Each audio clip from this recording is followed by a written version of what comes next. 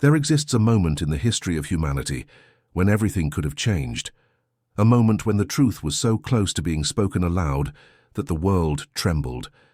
But that moment was suffocated, erased, buried under centuries of silence, and at the center of that silence stood a man, a young man with deep eyes and hands that wrote as if they were engraving fire into wood.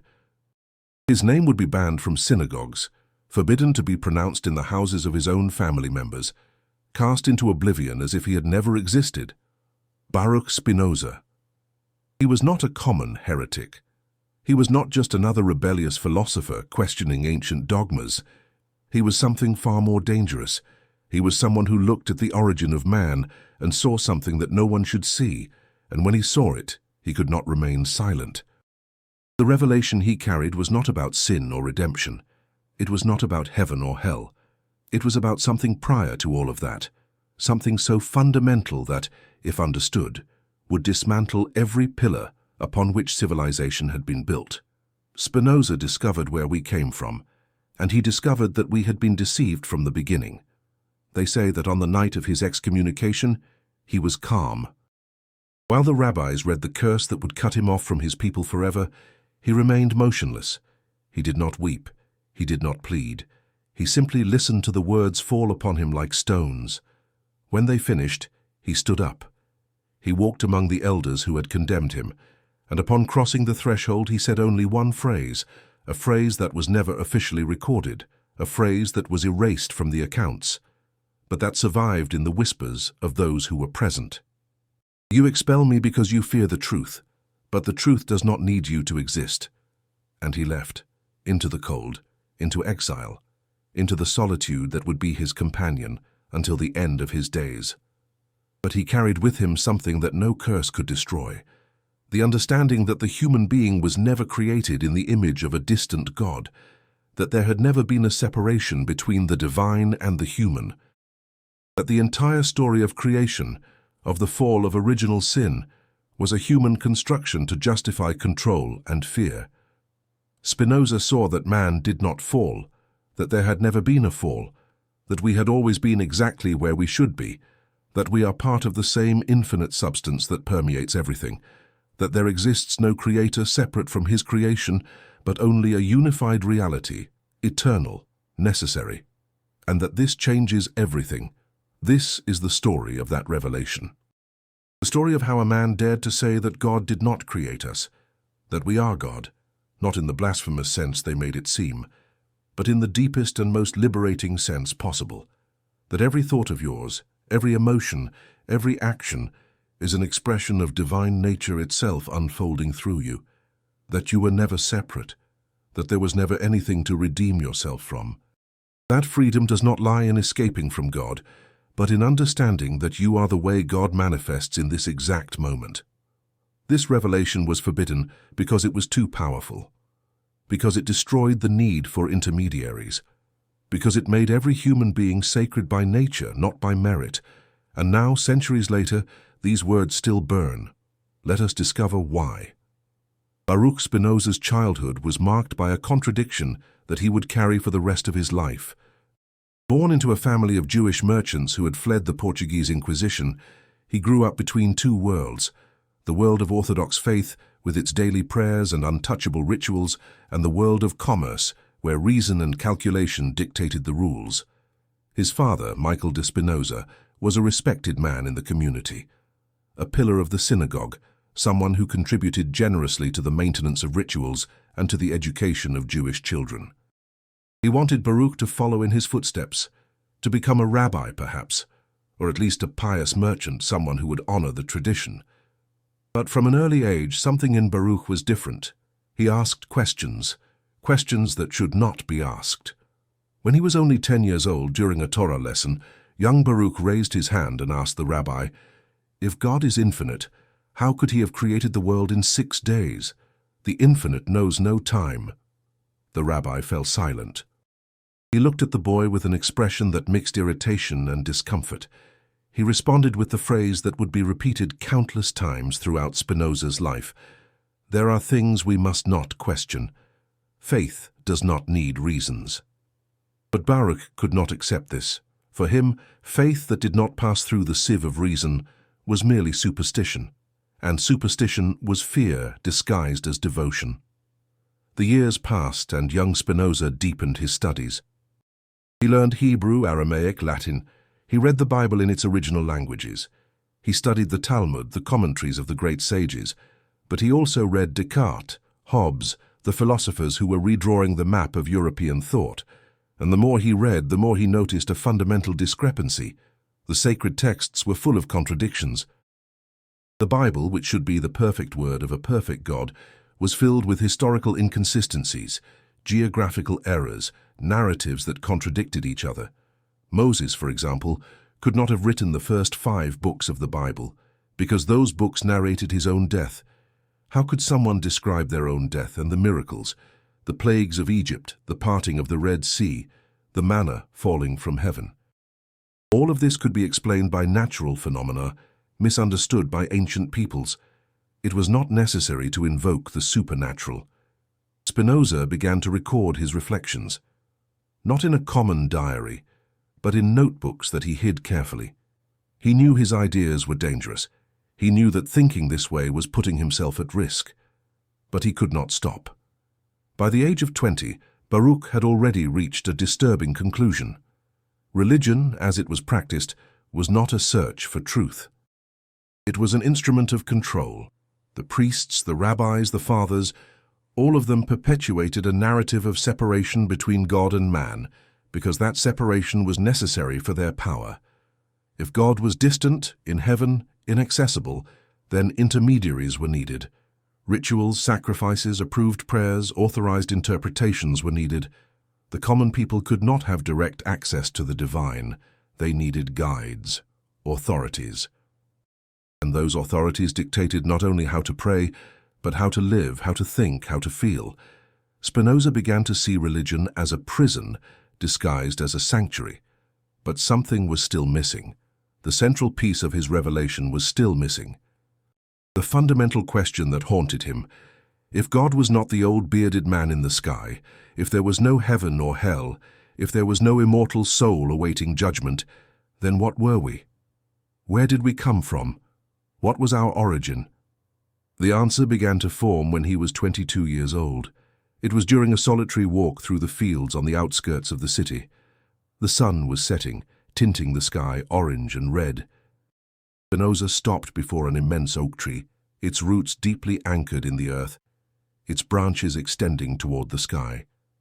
And then he saw, not with his eyes, but with his mind, a sudden, overwhelming understanding that made him stagger. The tree was not separate from the earth was not separate from the sun was not separate from the universe. Everything was one thing, a single substance, infinite, eternal, manifesting itself in different forms. And he, Baruch Spinoza, was also not separate. He was not a creature apart, created by an external God. He was a wave in the ocean of existence, a temporary form that the infinite substance assumed. He was God. The tree was God. The earth was God. Not because they were divine in some mystical sense, but because there was nothing beyond this single substance. God had not created the world. God was the world, and the human being was not a special creation, made in the divine image. It was merely a mode, a form, an expression of this infinite substance, just like the tree, just like the stone, just like thought and emotion. There was no hierarchy, there was no external purpose, there was no individual destiny, only the eternal necessity of nature unfolding. Spinoza felt something he had never felt before. It was not joy, it was not sadness, it was a deep, unshakable peace. The peace of someone who finally understands that there is nothing to fear, because there is nothing to lose. There is no soul to be saved, because there is no separation between you and the totality.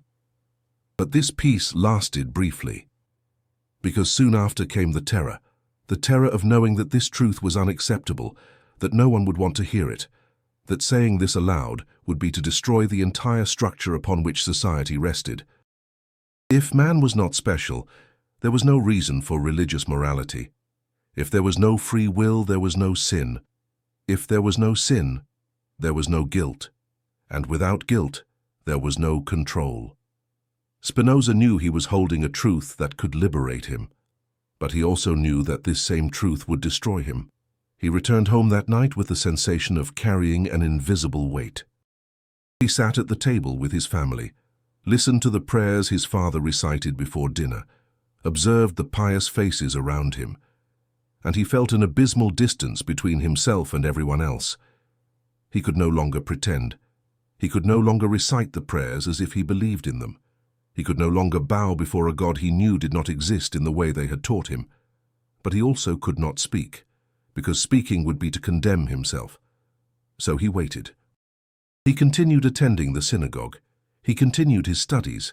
But inside something had ruptured, and he knew it was only a matter of time before this rupture became visible. What he did not know was that there were already eyes upon him, that his questions, his hesitations during prayers, his silences during theological discussions had already caught the attention of the elders, and that they were only waiting for the right moment to act. The rumors began quietly, as dangerous things always begin. First there were glances, then whispers in the corridors of the synagogue. Finally, conversations interrupted when Baruch entered a room. Someone had spoken, a fellow student perhaps, or someone who had heard him questioning too loudly. It didn't matter who. What mattered was that now the elders knew that Baruch Spinoza was not just a curious young man. He was a dangerous young man. The first confrontation happened on an autumn afternoon. Baruch was summoned to the presence of 3 rabbis of the community.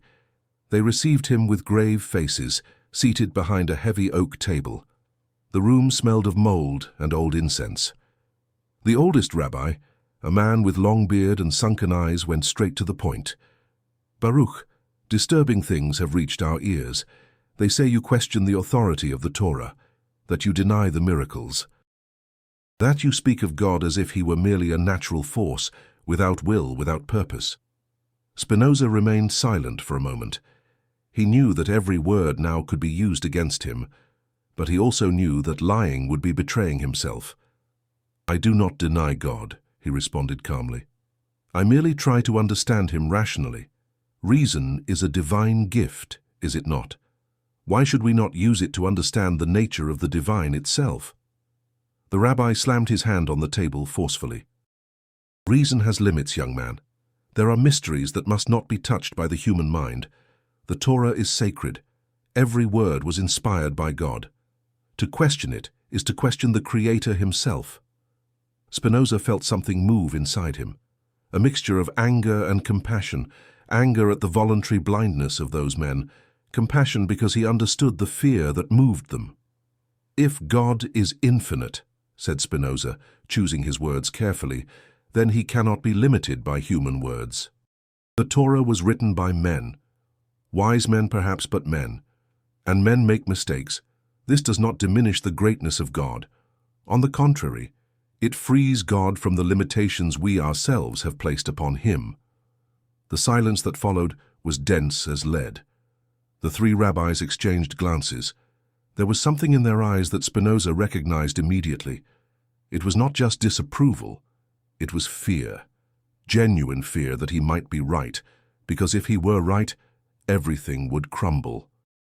Their authority, the structure of the community, the meaning of their entire lives dedicated to preserving a tradition that might be merely a human construction. The oldest rabbi stood up. "You are young, Baruch. There is still time to correct your path. Go home. Reflect upon what was said here, and pray. Pray that God illuminates your mind and drives away these blasphemous thoughts." Spinoza knew this was not advice. It was an ultimatum. He nodded and left the room. But as he walked through the narrow streets back home, he knew he would not turn back, not because he was proud or stubborn, but because turning back would be to renounce the only thing that defined him as a human being, the capacity to think. The following weeks were torturous. Spinoza tried to keep up appearances. He attended the synagogue, participated in prayers, kept himself discreet. But inside he was boiling. The revelation he had had before the oak tree did not leave him in peace. It grew, expanded, unfolded into increasingly radical conclusions. If everything was a single substance, then there was no separation between mind and body. The body was not a prison of the soul. It was the soul itself manifested in matter. Thinking and existing were the same thing seen from different angles. And if there was no separation, then there was no original sin. There was no fall. The human being was not corrupted from birth.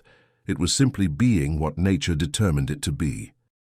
And more, if there was no free will, if every thought and every action were determined by the infinite chain of causes and effects, then there was no merit or guilt. There were no saints or sinners, only human beings acting according to their nature. This was not despairing, it was liberating. It meant it was not necessary to hate oneself for one's errors. It was not necessary to carry guilt for not being perfect. Because perfection was an illusion created by minds that did not understand the necessary nature of all things. Spinoza began to write these ideas more systematically, not with the intention of publishing, but merely to organize his thoughts. He created a geometric method, inspired by Euclid, definitions, axioms, propositions, demonstrations, as if he were proving a mathematical theorem, and in a certain sense he was. He was proving that God and nature were the same thing. That everything that exists exists necessarily, that the universe could not be different from what it is, that every event, every thought, every emotion followed laws as rigorous as the laws of geometry. And that understanding this was the only true form of freedom. But freedom, he would soon discover, had a price. One night his brother Gabriel entered his room without knocking. Spinoza was writing by lamplight. Gabriel closed the door behind him and approached with an expression of urgency.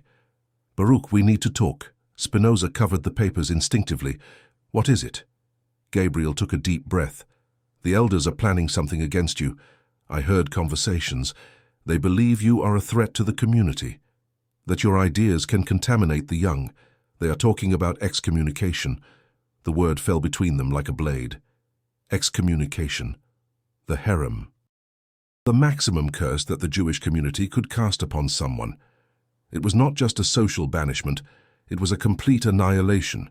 No one could speak to the excommunicated, no one could do business with him, not even his own family could acknowledge him on the street. It was as if the person ceased to exist. Gabriel grabbed his brother's shoulder. "You need to retract.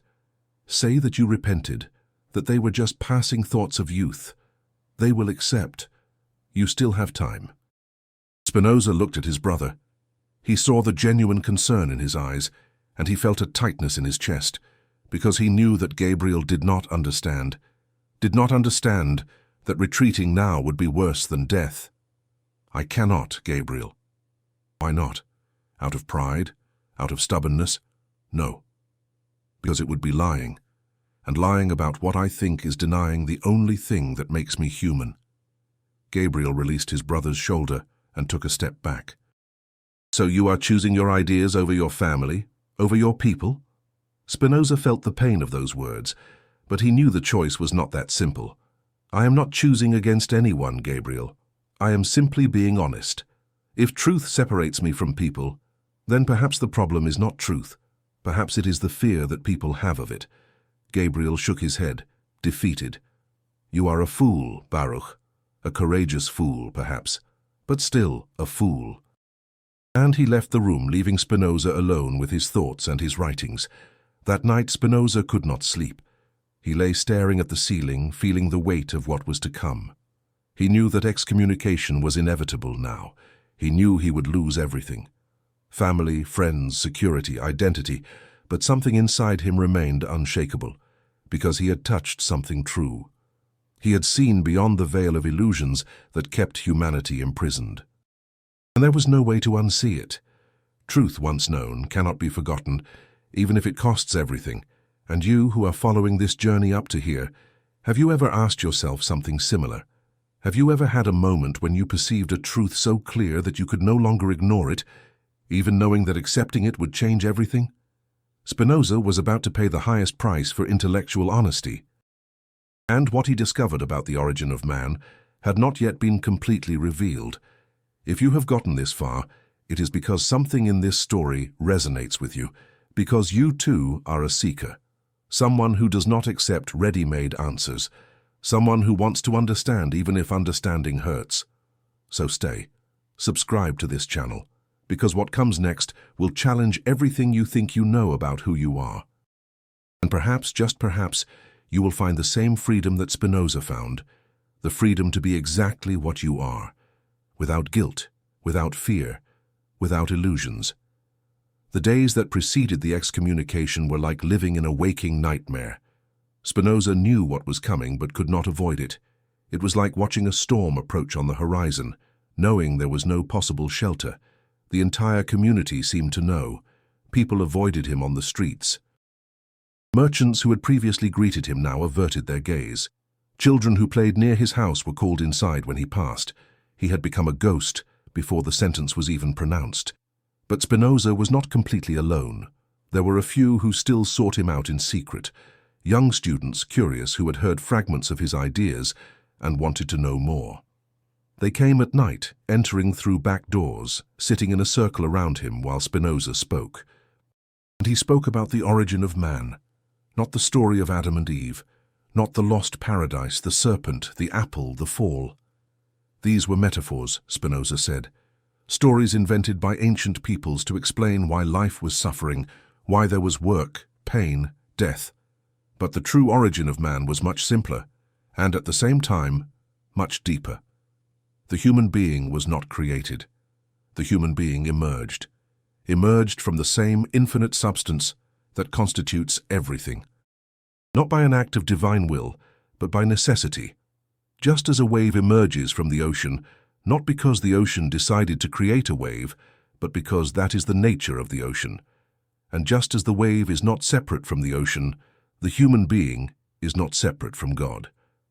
One of the young students, a boy with bright eyes named Simon, raised his hand. But Master, if we are part of God, why do we suffer? Why is there evil in the world? Should not God be perfect? Spinoza smiled. It was the question everyone asked, the question that had tormented theologians for millennia. The error lies in thinking that God is a person, Spinoza responded, that God has will, purpose, intention. But God is not a person.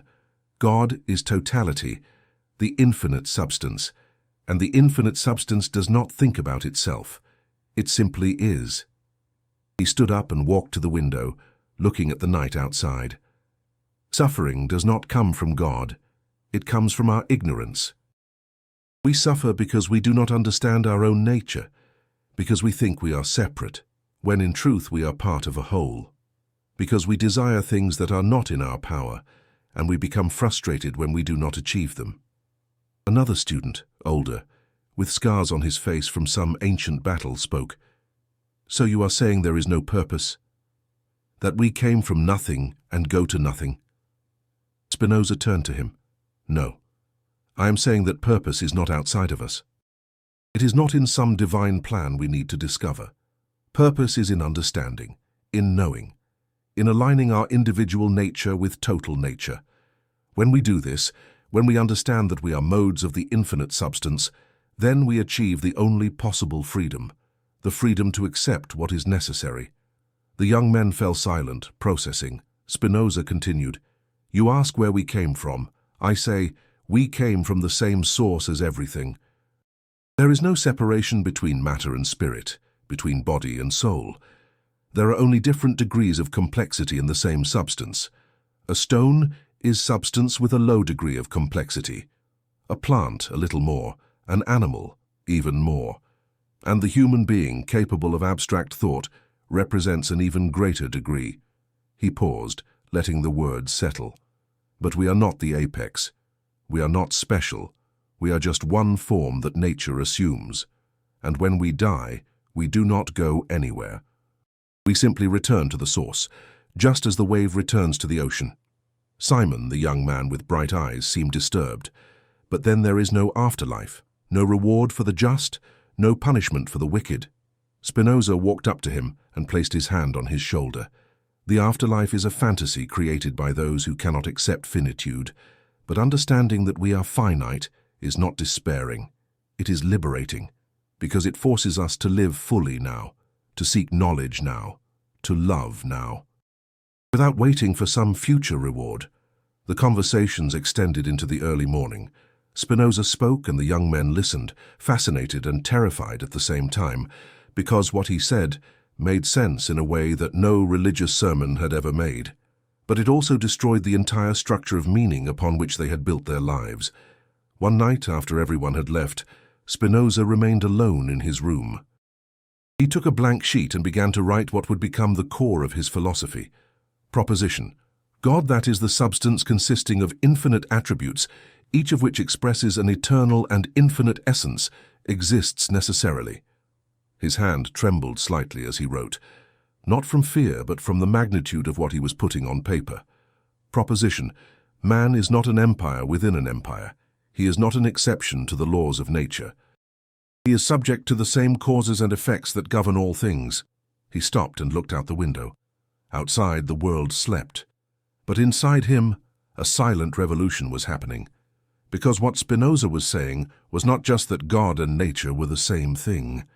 It was that the human being did not have the special place it had always thought it had. It was not the privileged child of a loving creator. It did not have an immortal soul destined for eternity. It did not have free will to choose between good and evil. It was merely a finite mode of an infinite substance, a temporary pattern in the eternal tapestry of existence, and this, paradoxically, was what made it sacred. Because if everything was God, then everything deserved reverence. The stone, the plant, the animal, the human being. There was no hierarchy. There was no superior and inferior, only different expressions of the same unified reality. Spinoza wrote for hours. When he finally stopped, the first ray of sun was already entering through the window. He looked at the pages covered with his tight handwriting and felt something close to peace. He knew these words would never be accepted in his lifetime. He knew he would be destroyed for them. But he also knew they were true, and truth, even if it cost everything, was worth it. 3 days later, the summons arrived. A messenger knocked on his door and delivered a scroll sealed with the symbol of the synagogue. Spinoza did not need to open it to know what it said, but he opened it anyway. Baruch Spinoza, you are summoned to appear before the Council of Elders to answer to accusations of heresy and blasphemy. Your presence is mandatory on the 3rd day after receiving this notification. Spinoza calmly folded the scroll and placed it on the table, so this was it. The moment had arrived. He could flee. He could leave the city, start somewhere else with another name. But he would not do that. Not because he was brave, but because fleeing would be admitting there was something wrong with thinking freely, and there was not. In the 2 days that preceded the summons, Spinoza arranged his belongings. He did not have much. Some books, simple clothes, his writings. He knew that after the excommunication he could not return home. His father, however much he loved him, could not shelter him.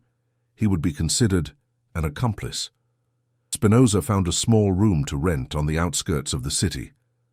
A modest place with only a bed, a table and a chair, but it had a window overlooking the countryside, and that was enough. On the night before the summons, his father came to visit him. Michael de Spinoza entered the room with hunched shoulders, the weight of years and sadness evident in every movement. He looked at his son for a long moment before speaking. Baruch, there is still time. You can change your mind. You can say that you repented. Spinoza looked at his father with tenderness. Father, I cannot repent of what I think. It would be like repenting of breathing. The old man sat heavily on the bed. Do you understand what you will lose? Your family, your friends, your name, everything. You will be a nobody, an outcast. Spinoza knelt before his father and held his hands. I understand, Father, but I also understand that living lying about what I think would be worse than any exile. It would be dying in life. Michael de Spinoza looked at his son with watery eyes. I do not understand these ideas of yours. I do not understand how you can question everything we have been taught, but I see that you believe in what you say, and that, somehow strangely, gives me peace. He stood up with difficulty and embraced his son for the last time. May God protect you, my son, however you understand that God, and he left, closing the door softly behind him. Spinoza remained alone in the empty room. He did not cry. There were no tears for what he was feeling. It was something deeper than sadness. It was the understanding that he was about to cross a portal with no return. The next day, he walked to the synagogue with firm steps. The sky was cloudy, but it was not raining. The streets were strangely empty, as if everyone knew what was going to happen and preferred not to witness it. When he arrived at the synagogue, the doors were open. Inside, the elders were already gathered, and there were more people than he expected. The entire community seemed to have come to see the condemnation of the heretic. Spinoza entered and walked to the center of the room. He stood, alone, while hundreds of eyes judged him. The chief rabbi stood up, in his hands the scroll of excommunication. And then, in a loud and clear voice, he began to read. The words of excommunication echoed through the stone walls of the synagogue like distant thunder. The chief rabbi read with a solemn voice, each syllable laden with ancestral weight, each phrase a stone thrown at Baruch Spinoza. By the judgment of the angels and the verdict of the saints, we excommunicate, expel, curse, and anathematize Baruch Spinoza. Cursed be he by day and cursed be he by night, cursed when he lies down and cursed when he rises, cursed when he goes out and cursed when he enters. Spinoza remained motionless. His face showed no emotion. It was not indifference, but a deep acceptance of what was happening, as if he were watching a necessary ritual, a play that needed to be performed so that he could finally be free. The rabbi continued, his voice gaining intensity. We order that no one maintain oral or written communication with him, that no one render him any favor, that no one remain with him under the same roof, that no one approach him within 4 cubits, and that no one read anything composed or written by him. The crowd remained silent. Some faces showed satisfaction, others discomfort. Few showed genuine sadness, but all were there to witness the erasure of a man. When the rabbi finished reading, he slowly rolled up the scroll and looked at Spinoza. Do you have anything to say before you leave? The question echoed in the silence. Everyone waited, perhaps for a plea, perhaps for a request for forgiveness, or perhaps for words of anger and resentment. But Spinoza only took a deep breath and spoke with a calm voice. You expel me from a synagogue, but you cannot expel me from truth. You curse my name, but you cannot curse knowledge. I leave here without anger, without hatred. I leave only with pity that fear has conquered understanding. A murmur ran through the crowd. The chief rabbi clenched his fists, but did not respond. There was nothing to respond. Spinoza had transformed his condemnation into a declaration of independence. He turned and walked toward the door. No one moved. No one touched him. He crossed the synagogue like a spectre, and when he crossed the threshold, it was as if an invisible curtain had fallen between him and everything he had known. Outside, the daylight blinded him momentarily.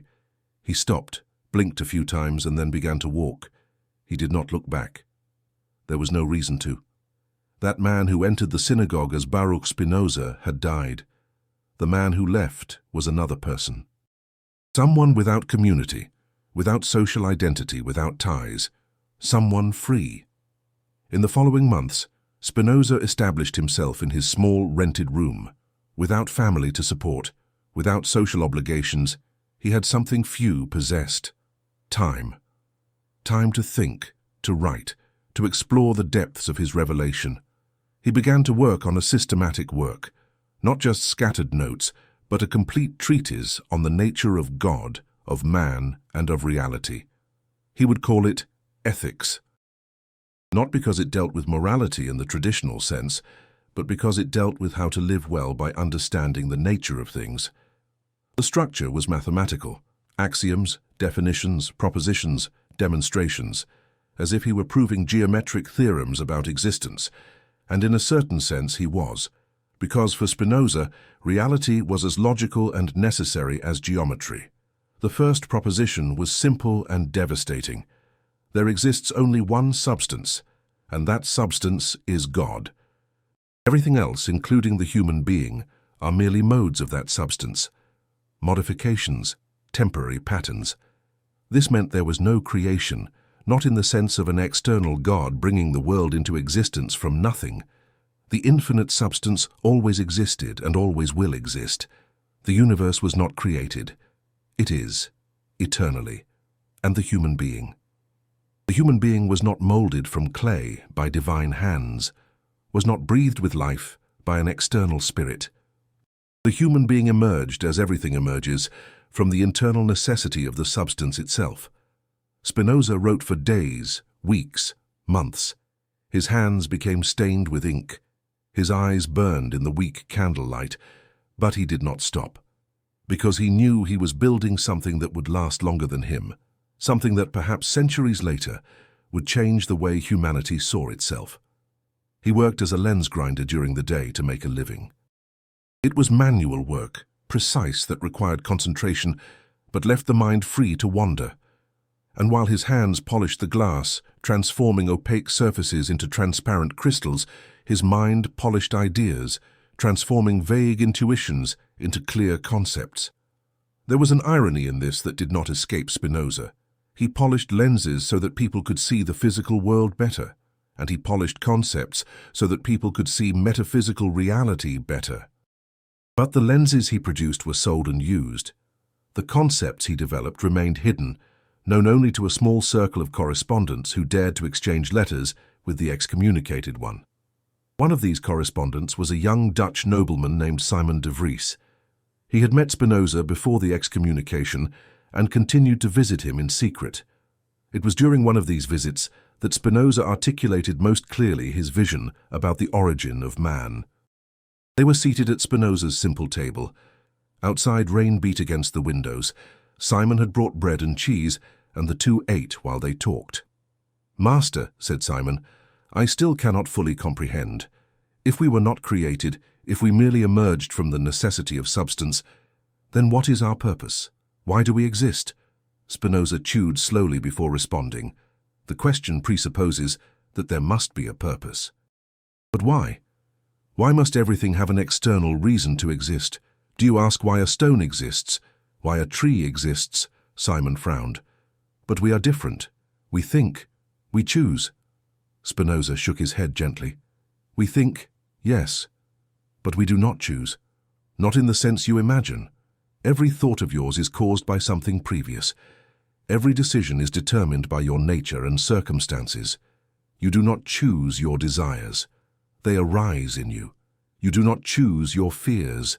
They appear. And your actions are always the result of the interaction between your desires, your fears, and the possibilities the world offers. Simon seemed disturbed. So we are just machines, automatons without will of our own? Spinoza smiled. It was a question he expected. No, because machines do not have consciousness, and we do. We are modes of the infinite substance that have developed the capacity to think about themselves, and that capacity, that self-consciousness, is what makes us unique. Not special in the sense of superior, but unique in the sense that we represent the substance becoming aware of itself. He leaned forward, his eyes shining in the candlelight. Think of it this way, Simon. The infinite substance, God, nature, whatever you want to call it, exists necessarily, and by existing necessarily it unfolds into infinite forms. Rocks, plants, animals, human beings, stars. Each form is an expression of the same essence. And in some of these modes, as in the human being, the capacity to understand arises. To know. To think. Simon listened attentively.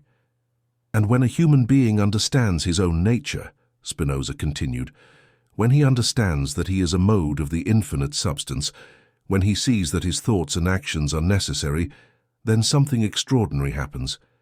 He becomes free. Free from what? From the illusion of separation. From the illusion that he is an isolated individual fighting against the universe. From the illusion that his failures are sins that deserve eternal punishment. From the illusion that he needs to be different from what he is. Spinoza paused, letting the words settle. The origin of man, Simon, is not in a mythical garden where the first humans disobeyed a divine command. The origin of man is in the very nature of reality. We are waves in the ocean of existence. And when we understand this, when we really understand, then we stop fighting against the tides. we stop hating ourselves for not being different, and we find peace. Simon was silent for a long moment. Outside, the rain continued to fall. Finally, he spoke. But does this not take away the meaning of life? If everything is necessary, if there is no real choice, if there is no external purpose, then why continue? Spinoza leaned back in his chair. On the contrary, this gives a deeper meaning. Because meaning is not in achieving some future goal. It is not in deserving paradise or avoiding hell. Meaning is in understanding, in knowing, in seeing the beauty of necessity. And there is a deep joy in this, Simon, a joy that does not depend on external circumstances.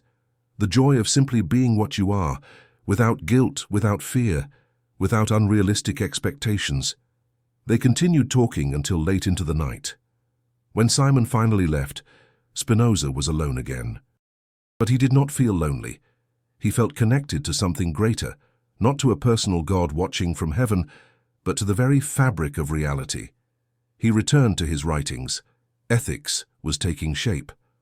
Proposition after proposition, he was building a philosophical edifice that explained not only the nature of God, but the nature of human emotions, the origin of suffering, the path to freedom. And at the center of everything was the revolutionary idea that the human being was not a special creation, but a natural expression of the infinite substance. That there was no separation between the divine and the human. That knowing oneself was knowing God. And that knowing God was knowing nature.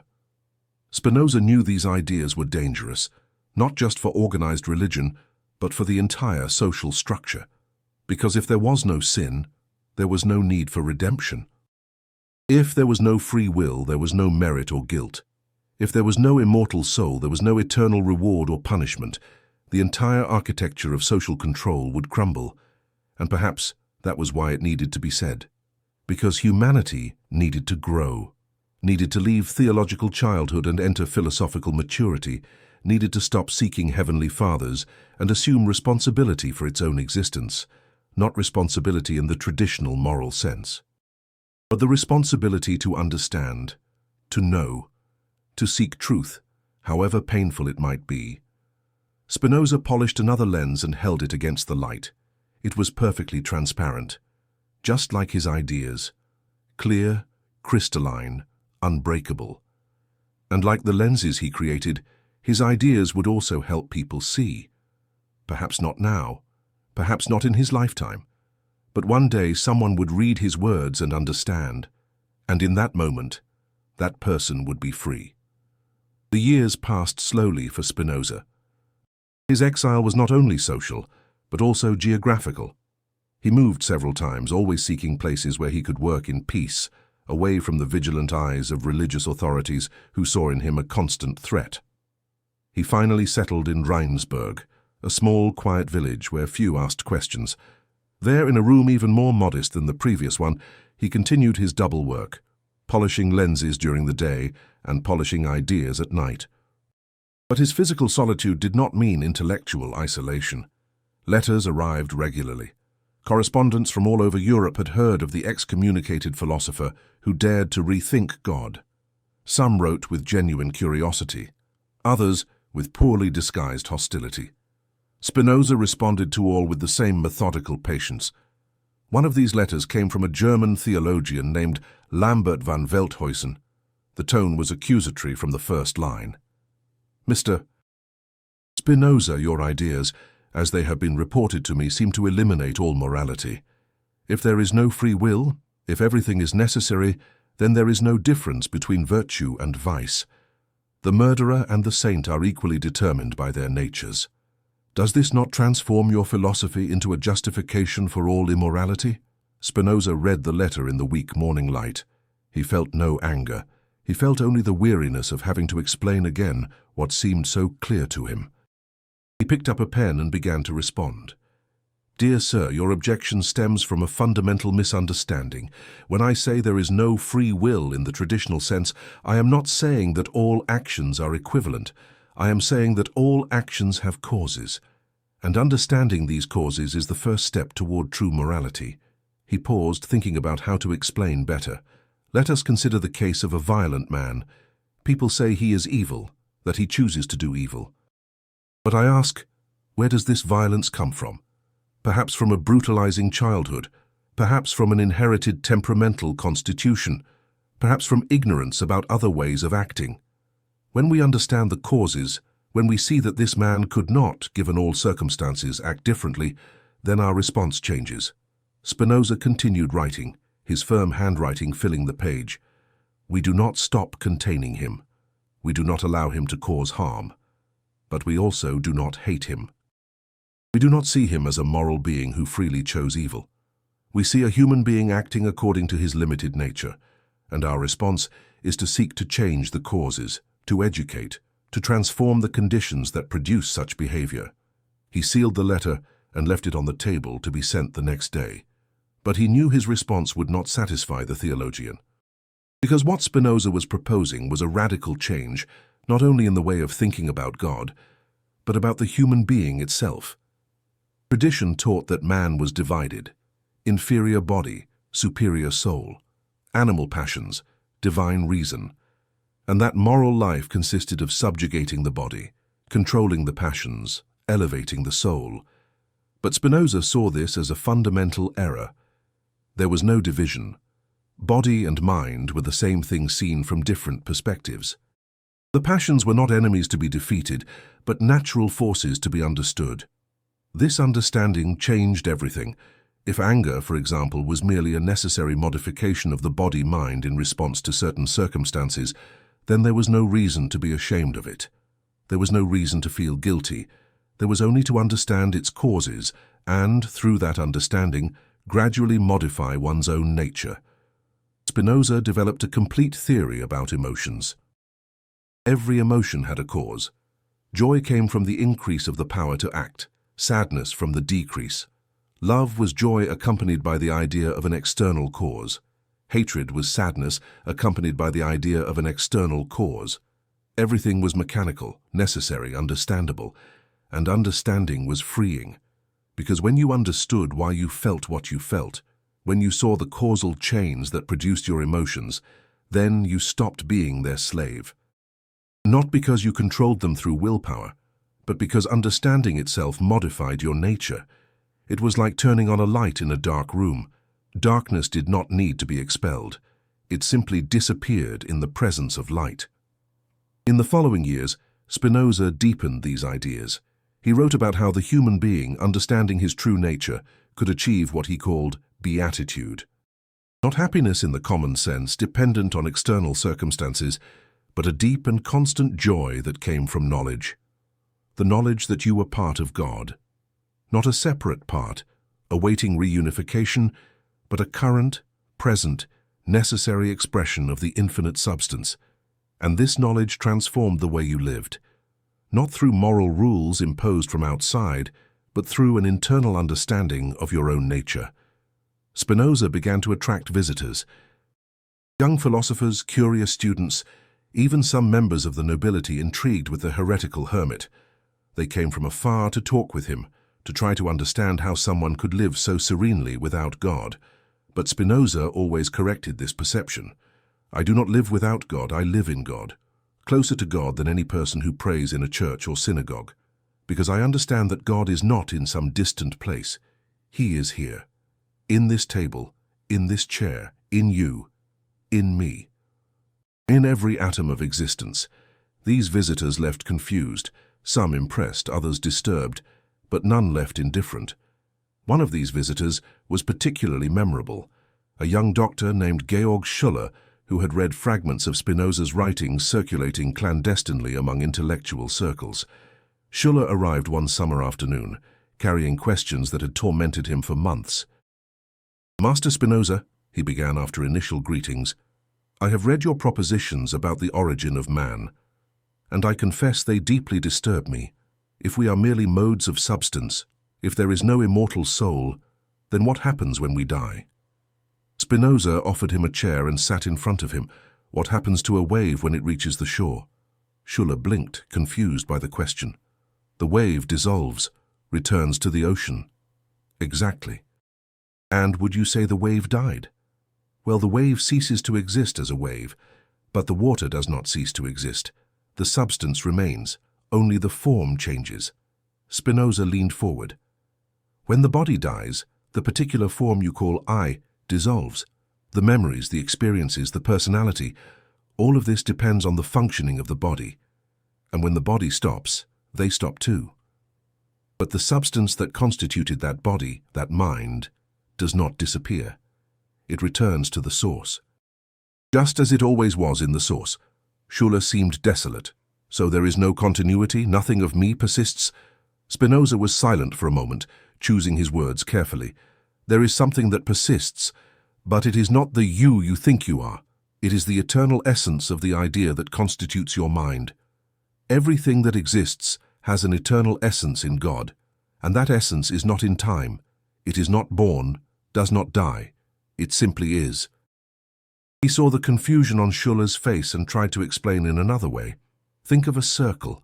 The particular circle you draw on paper can be erased, but the idea of circle, the essence of what makes a circle, that is eternal.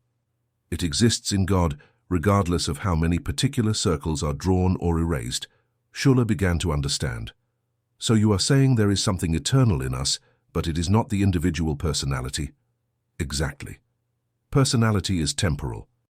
It depends on the body, on memories, on experiences. But the essence, the eternal idea that God has of you, that is eternal. And when you understand this, when you see that your essence is in God, then the fear of death disappears, because you recognize that you were never really separate, that you always were and always will be part of eternity. Schuller was absorbed in thought. Finally, he spoke. But this is not the immortality that religions promise. No. It is not the survival of the individual personality in some paradise. It is something much deeper. It is the understanding that you always were eternal. Not that you will become eternal after death, but that you already are eternal. Now, in this moment. Spinoza stood up and walked to the window. Outside, the sun was setting over the fields. Religions sell hope of immortality because people are afraid of death. But this fear comes from the illusion of separation. When you understand that you were never separated from God, that you always were a necessary expression of the infinite substance, then death loses its terror. It becomes just a natural transition, like winter transforms into spring.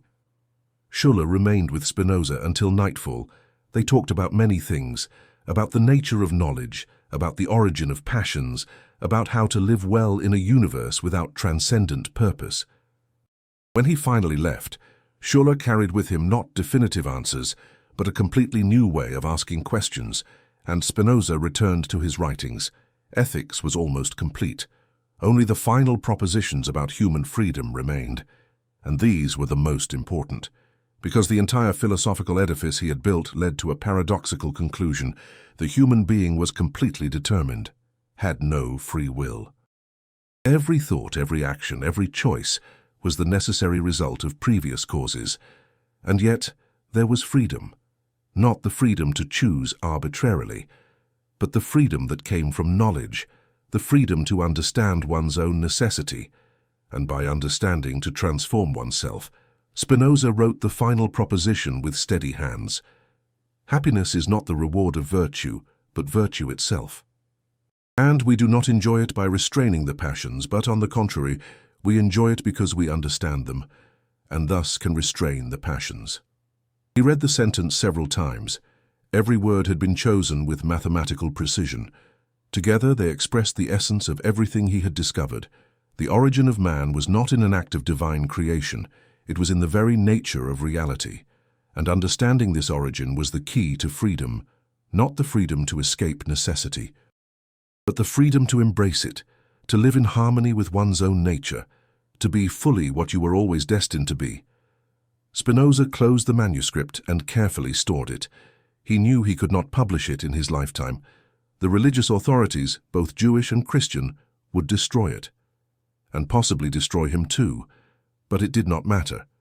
The truth had been written, and truth, as he well knew, had a way of surviving. Even if it took centuries, someone would find these pages. Someone would read these words, and in that moment, Spinoza's forbidden revelation about the origin of man would finally fulfill its purpose: to liberate humanity from the illusion of separation, and to show that we always were, are, and will be part of eternity. Spinoza's fame, even living in seclusion, began to spread through increasingly wider circles, not just among philosophers and students, but also among politicians, scientists, and even members of royalty. His name was whispered in elegant salons, debated in universities, feared in pulpits. Some called him an atheist, others a pantheist. Some said he was the most dangerous man in Europe, others that he was the only truly free one. In 1673, a letter arrived that surprised even Spinoza. It was an official invitation from the University of Heidelberg, one of the most prestigious academic institutions in Germany. The Elector Prince of the Palatinate offered him a chair in philosophy with complete freedom of thought. Spinoza read the letter several times. It was a tempting offer: prestige, financial security, a platform to disseminate his ideas. Many in his position would have accepted without hesitation, but Spinoza knew the trap hidden in the fine print. The letter mentioned freedom of thought, but added a condition: that he not publicly disturb the established religion. It was a freedom with chains. A gilded cage. He picked up a pen and wrote his response.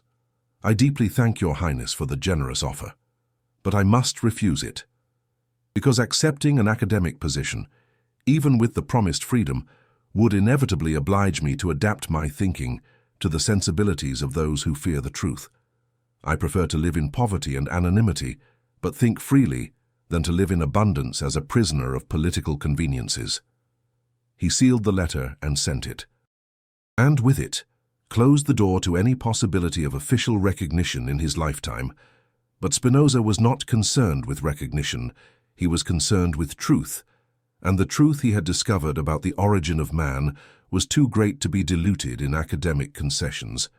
During these years, Spinoza began to work on another work, a political treatise that would apply his metaphysical discoveries to the organization of society. If man was not a special creation with an immortal soul, but merely a natural expression of the infinite substance, then the entire political structure based on divine authority needed to be rethought. He wrote about democracy in an age when kings ruled by divine right. He wrote about freedom of expression in an age when censorship was absolute. He wrote about separation between religion and state in an age when such separation was considered heresy.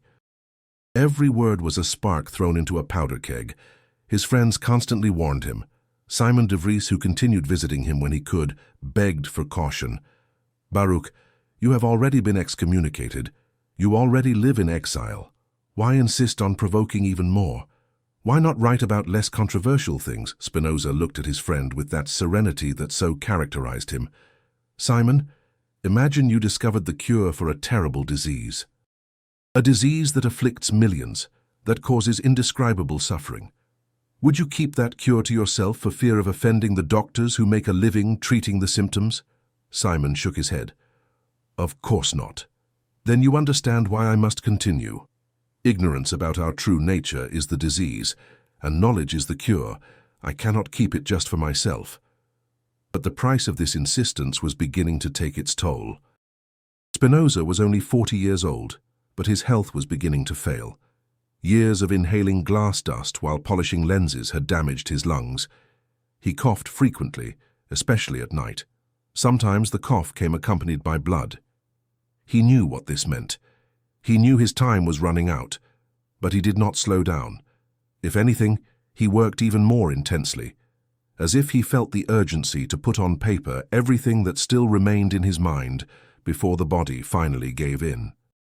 It was during this period that he wrote some of his most powerful passages about human nature, pages where he distilled decades of reflection into crystalline propositions. Man is not an exception in nature, an empire within an empire.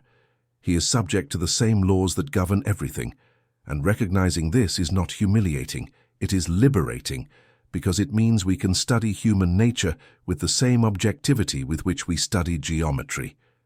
He developed a complete analysis of human passions. Love was not a mystical feeling sent by the gods. It was a modification of the body, accompanied by the idea of an external cause that increased the power to act. Hatred was the opposite. Envy, ambition, fear, every emotion had its precise anatomy, and understanding that anatomy was the first step toward freedom. Because when you saw that your fear was not a moral defect, but a natural response to a perception of threat, when you saw that your anger was just energy-seeking expression, when you saw that your desires were manifestations of the universal tendency of all things to persevere in their being, then you stopped fighting against yourself, and by stopping fighting, you found peace. But this peace was not passivity. It was action, born from understanding. It was living in harmony with your own nature, not because you should, but because you understood there was no other way to truly live. Spinoza described this as the third kind of knowledge. The first was vague experience, opinions formed by chance. The second was reason, logical thinking that connected causes and effects. But the third was something deeper. It was direct intuition of the essence of things. It was seeing, in a flash of understanding, how everything was connected. How each part reflected the whole. How you were at the same time a drop in the ocean and the entire ocean in a drop. This kind of knowledge transformed everything. Not gradually, through moral effort, but instantaneously, through intellectual illumination. Spinoza had experienced this that day before the oak tree, and since then he had dedicated his life to trying to communicate this experience through words. He knew words were inadequate. That direct experience was incommunicable. But he tried anyway, because even if only one person in 1,000 understood, that person would be free. And one free person was a victory against the ignorance that enslaved humanity. Visitors continued to arrive, some sincere, others disguised spies sent by religious authorities. Spinoza received all with the same courtesy. He had nothing to hide. His ideas were all there, clearly written for whoever wanted to read. One of these visitors was particularly memorable. A young theologian named Albert Berg, who had been his student years before. But Berg had converted to Catholicism, and now came not to learn, but to convert. He entered Spinoza's modest room with an arrogant posture, carrying the absolute certainty of the newly converted. "Master," he began, and there was irony in the way he pronounced the word. "I came to save you. I heard you continue denying revealed truth, rejecting the salvation offered by the Holy Church. I came to offer you one last chance of redemption." Spinoza looked at the young man with a mixture of sadness and compassion. "Albert, you came to offer me salvation. But salvation from what? From a sin I never committed. From a condemnation invented by minds that need threats to control behavior." Berg became irritated. "You speak of control as if it were something bad, but man needs to be controlled. Left to his own nature, he would plunge into vice, into sins, into complete degradation." Spinoza sighed. "And there is the fundamental error, Albert.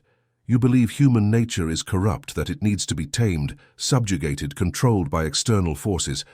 But I discovered something different. Human nature is not corrupt. It is just misunderstood." He stood up and walked to the window. "Man acts from passions, this is true, but passions are not sins. They are natural forces, and like all natural forces, they can be understood, directed, transformed. Not through punishment and threat, but through knowledge." Berg shook his head vehemently. "Knowledge without faith is arrogance. You place yourself above thousands of years of religious wisdom, above saints and prophets, thinking your solitary reason can unravel divine mysteries." Spinoza turned to him. "I do not place myself above anyone. I merely refuse to place anyone above truth. And truth, Albert, does not need authority to be true. 2 + 2 = 4, regardless of how many popes say it equals 5. He paused, choosing his words carefully. "You offer me salvation through the Church, but I have already found the only possible salvation, salvation through knowledge, through understanding that I was never separated from God, that I always was and always will be part of the infinite substance. There is nothing to be saved from because there was never a fall." Berg looked at him with a mixture of pity and anger. "You are blind, Master, blind to grace, and you will die in that blindness. Spinoza smiled sadly. Perhaps, but I prefer to die seeing what really exists than to live deluded by promises of imaginary worlds. Berg left, slamming the door. Spinoza never saw him again, but that conversation left him thoughtful, not because he doubted his conclusions, but because he clearly saw the abyss between his vision and the prevailing vision. People were so afraid of their own nature, so afraid of death, so afraid of insignificance, that they invented elaborate stories to protect themselves from these fears. And those stories became prisons. Prisons that people fiercely defended, because admitting they were illusions would mean facing the fears they masked. Spinoza returned to his writings with renewed urgency. Every page he wrote was a key to these prisons. Perhaps few people would use them. Perhaps the majority would prefer to remain in the comfortable cells of their illusions. But for those few who dared to use the keys, the doors would open. And on the other side was not the frightening abyss they so feared, but the infinite vastness of their own divine nature. The cough worsened. Some nights Spinoza could barely sleep, but he did not complain. He saw his illness as he saw everything, as a necessary modification of the substance. His body was fulfilling its natural course. And he accepted this without resistance, because resisting the necessary was the source of all suffering, and he had learned through decades of reflection not to suffer unnecessarily. The winter of 1677 arrived with unusual severity. Snow covered the streets of The Hague, where Spinoza had settled in the last years of his life. The cold penetrated through the cracks of the windows of the small room he rented in the house of the Van der Spijk family, and his cough had become a constant companion, especially during the long nights. Hendrik van der Spijk, the owner of the house, observed with growing concern the tenant who had become almost a family member. He saw Spinoza work tirelessly, hunched over his manuscripts, even when his body begged for rest. One morning, Hendrik climbed the stairs and knocked softly on the door. "Mr. Spinoza, you need a doctor. That cough is getting worse." Spinoza looked at him with those deep eyes that seemed to see beyond appearances. "Thank you for your concern, Hendrik, but no doctor can cure what time and glass dust have already consumed. My body is following its natural course, and I accept this." Hendrik entered the room, closing the door behind him. "How can you be so calm in the face of death? Are you not afraid?" Spinoza put down his pen and leaned back in his chair. "Afraid of what, Hendrik? Of ceasing to exist? But I never existed as something separate. I was always a temporary form of the eternal substance. And when this form dissolves, the substance will remain. There is no real loss, only transformation." Hendrik shook his head, not fully understanding, but touched by the serenity in the philosopher's words. "You are a strange man, Mr. Spinoza. But I have never met anyone with such peace." Spinoza smiled. "Peace does not come from denying reality, Hendrik. It comes from fully understanding it." In the following weeks, as his physical strength diminished, Spinoza intensified his mental work. He knew time was running out and there was still so much to clarify, so much to transmit. He began to review his main manuscripts, especially ethics. He read each proposition, each demonstration, checking if he had expressed with the maximum possible clarity that fundamental truth he had discovered, that man was not a special creation, but a necessary expression of infinite nature. One of his most faithful correspondents, a doctor named Georg Schuller, visited him during this period. He found Spinoza visibly weaker, but with his eyes still shining with that characteristic intellectual intensity. "Master," said Schuller, sitting beside the bed where Spinoza rested, "I have been thinking a lot about what you wrote about the origin of man. But there is still something that disturbs me.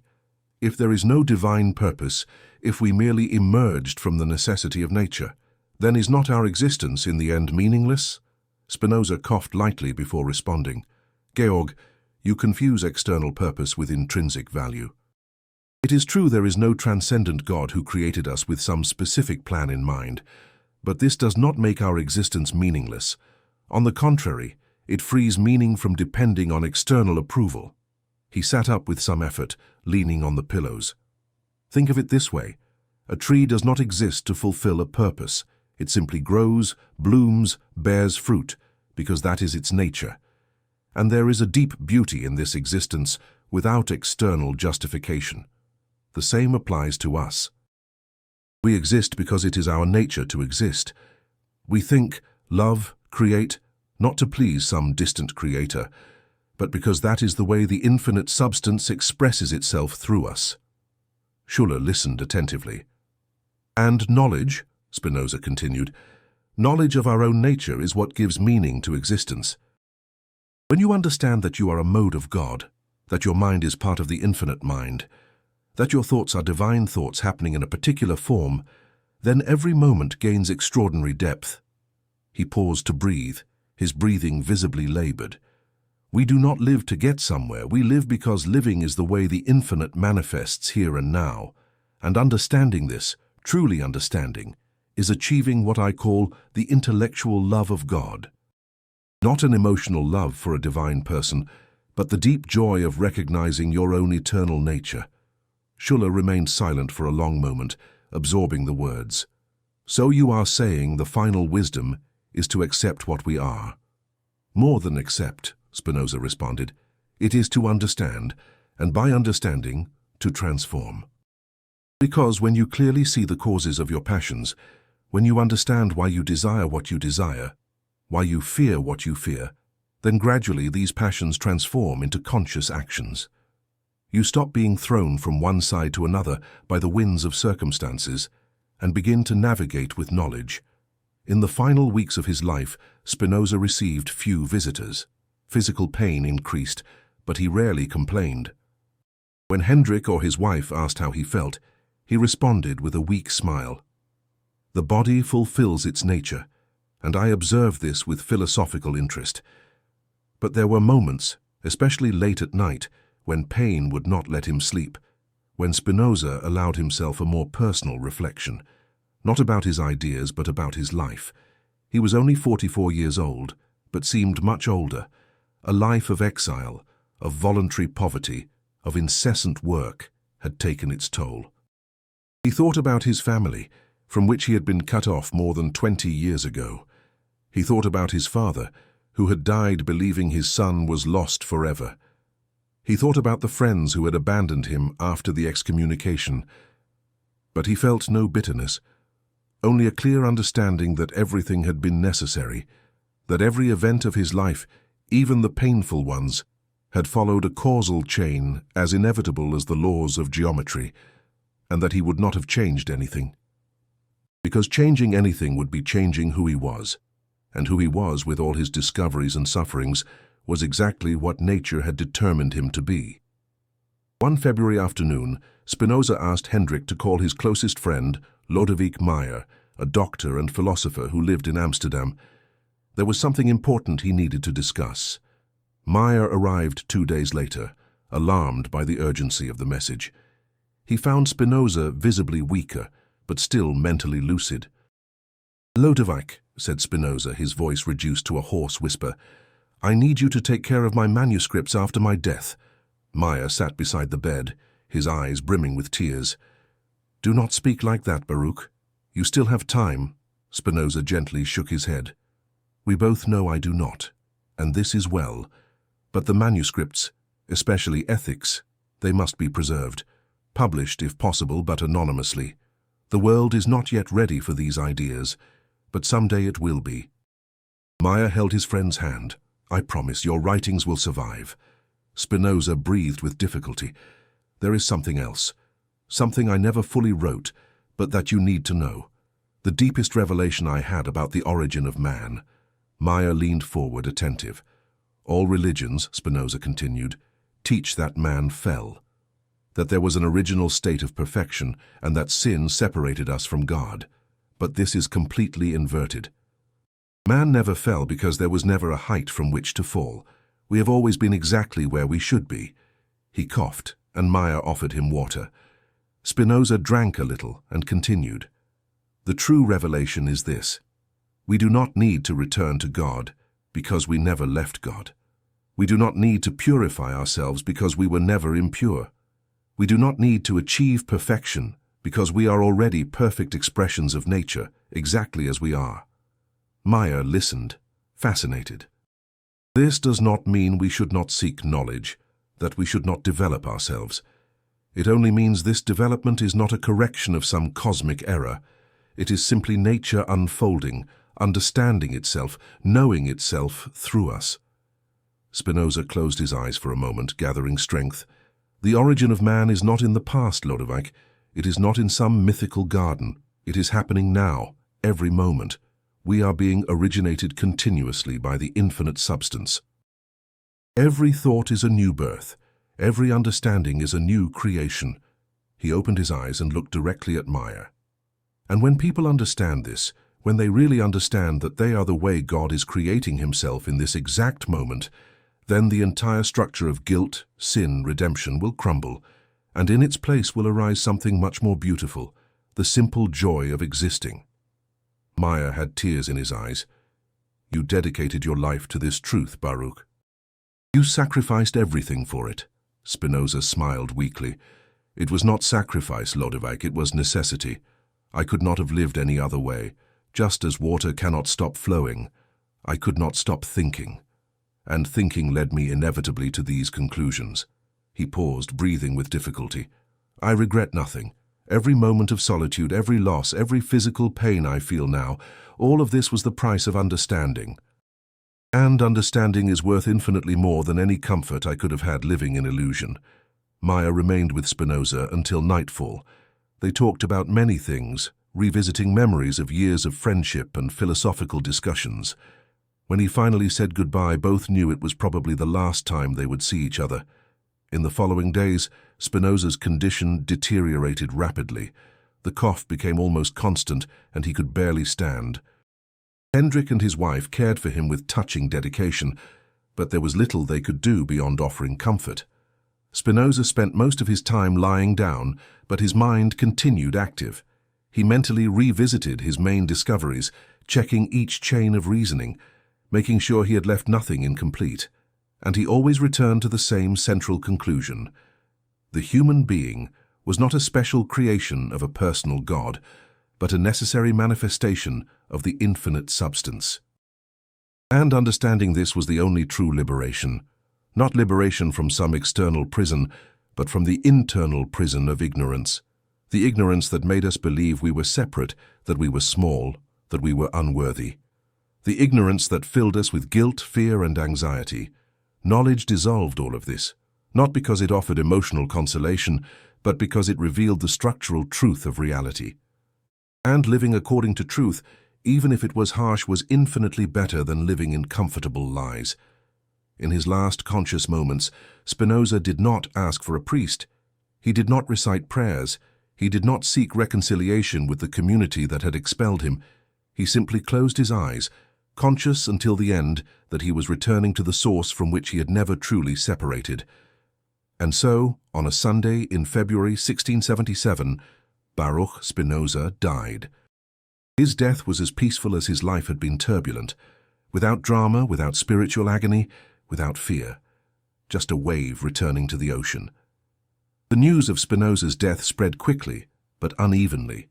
For most people, it was just another obscure excommunicate who had died. For religious authorities, it was the end of an uncomfortable threat.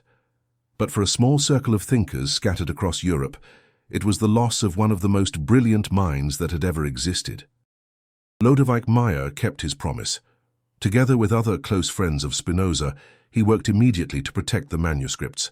They knew that if authorities discovered the complete content of ethics before they could publish it, the writings would be burned and lost forever. They worked in secret, transcribing copies, preparing publication.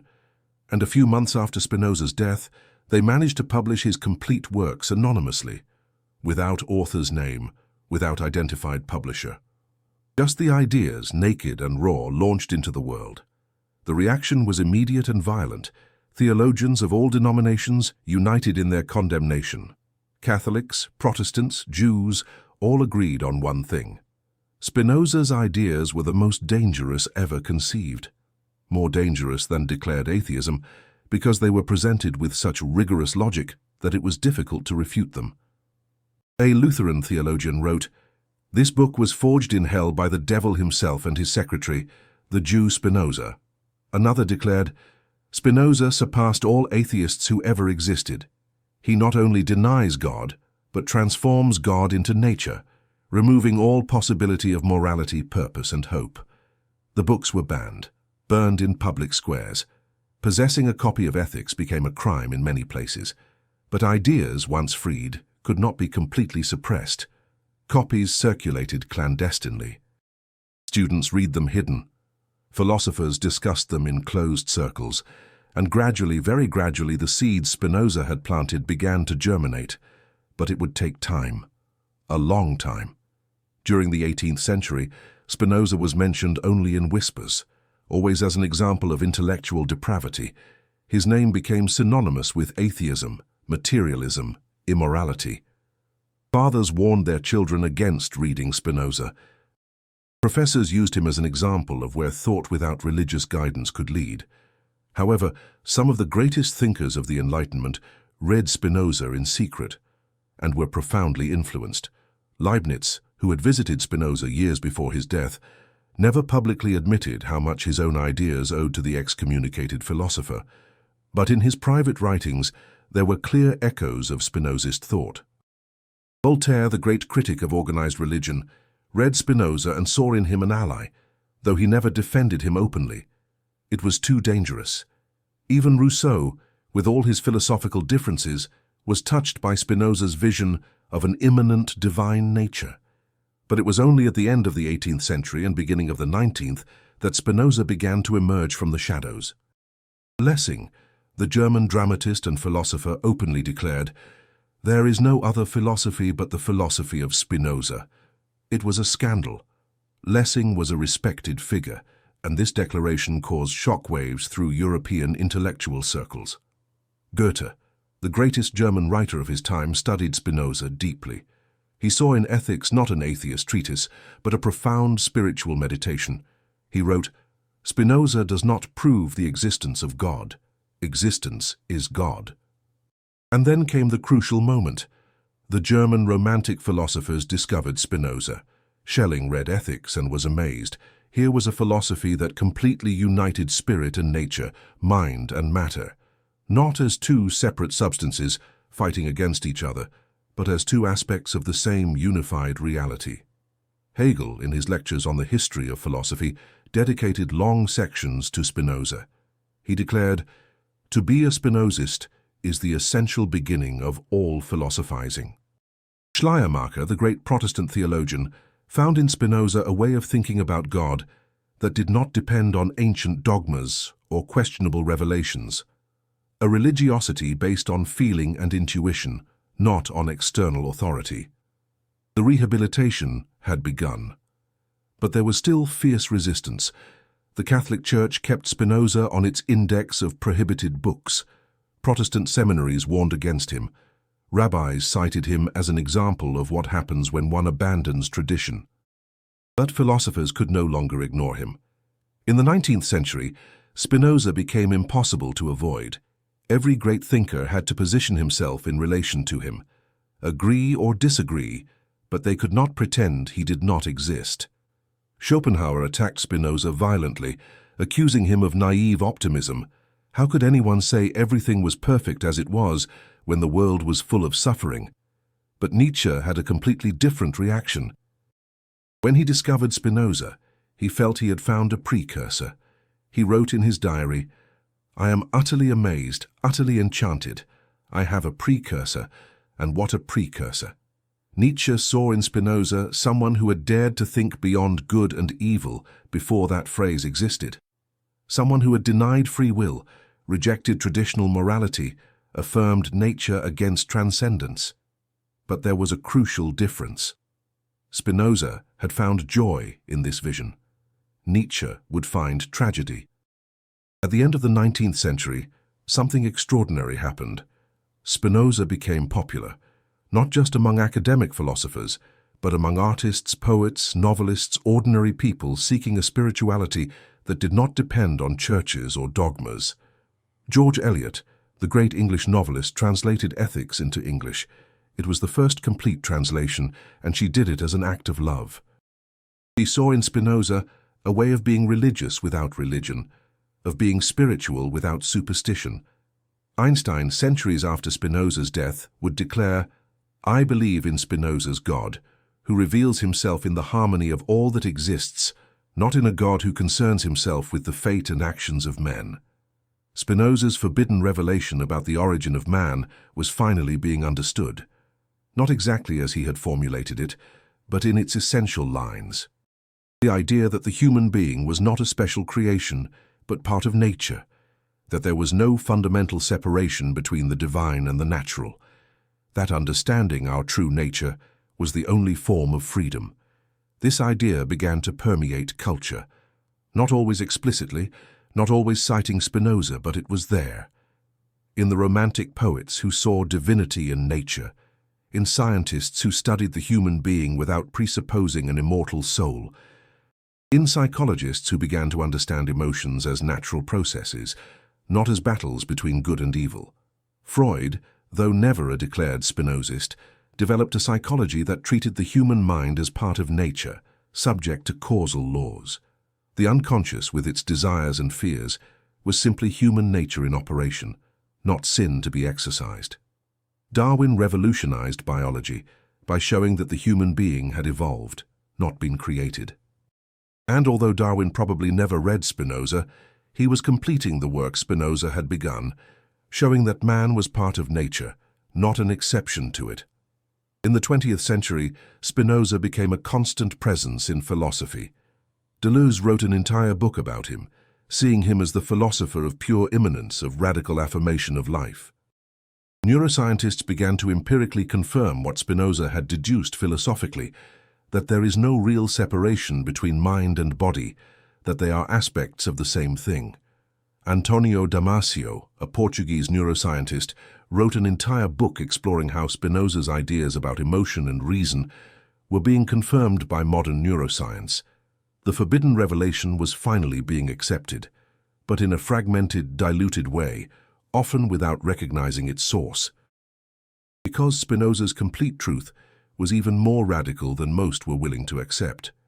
Not just that mind and body are one, not just that we are part of nature, but that there is no I in the traditional sense, that what we call personal identity is just a temporary pattern, that there is no free will, that everything is necessary, and that understanding this, truly understanding, is not despairing.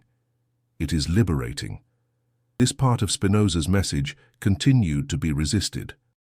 Even those who accepted other parts of his philosophy recoiled before this final conclusion, because it required a complete transformation in the way of seeing oneself. It required abandoning the illusion of being an autonomous agent controlling one's life. It required accepting that you are an event in nature, not a commander of nature. And that was difficult. Perhaps the most difficult thing a human being could do. But Spinoza had shown it was possible. He himself had lived with this understanding, and he had found not despair but serenity, not nihilism but fullness.